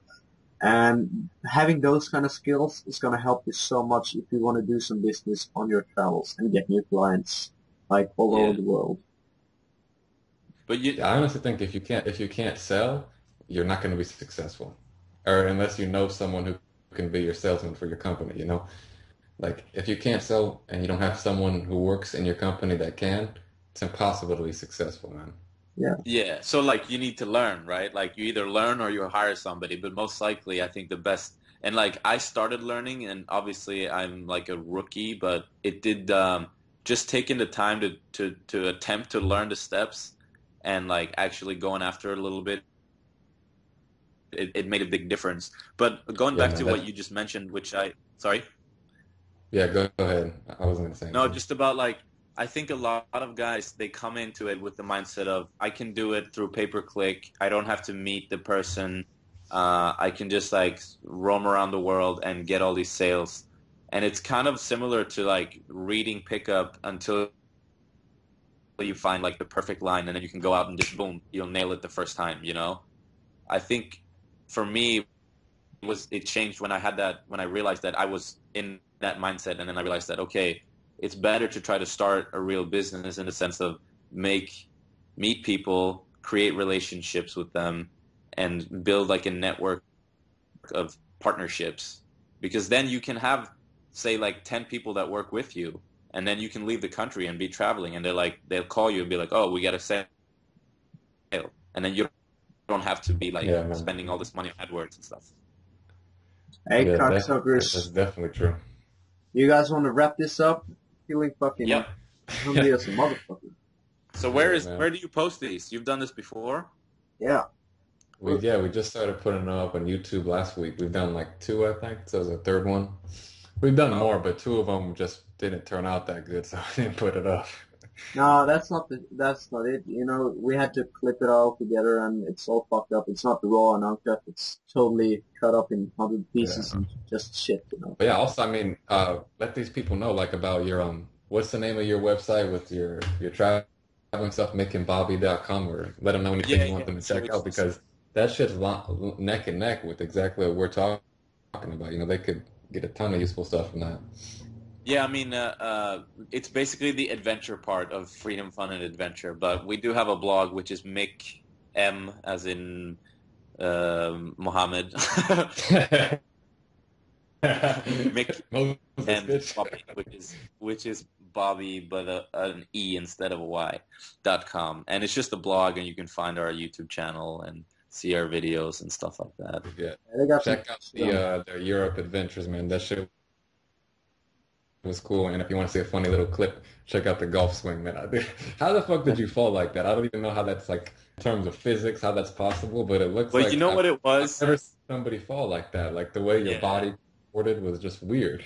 You know what it was? I was so drunk that I like the way I swung the club. It was just like way too fucking hard. So when I over swung it and it like came Yeah. around, I just completely lost my balance.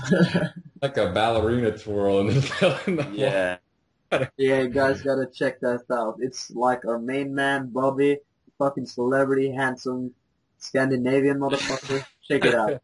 It's mickandbobby.com.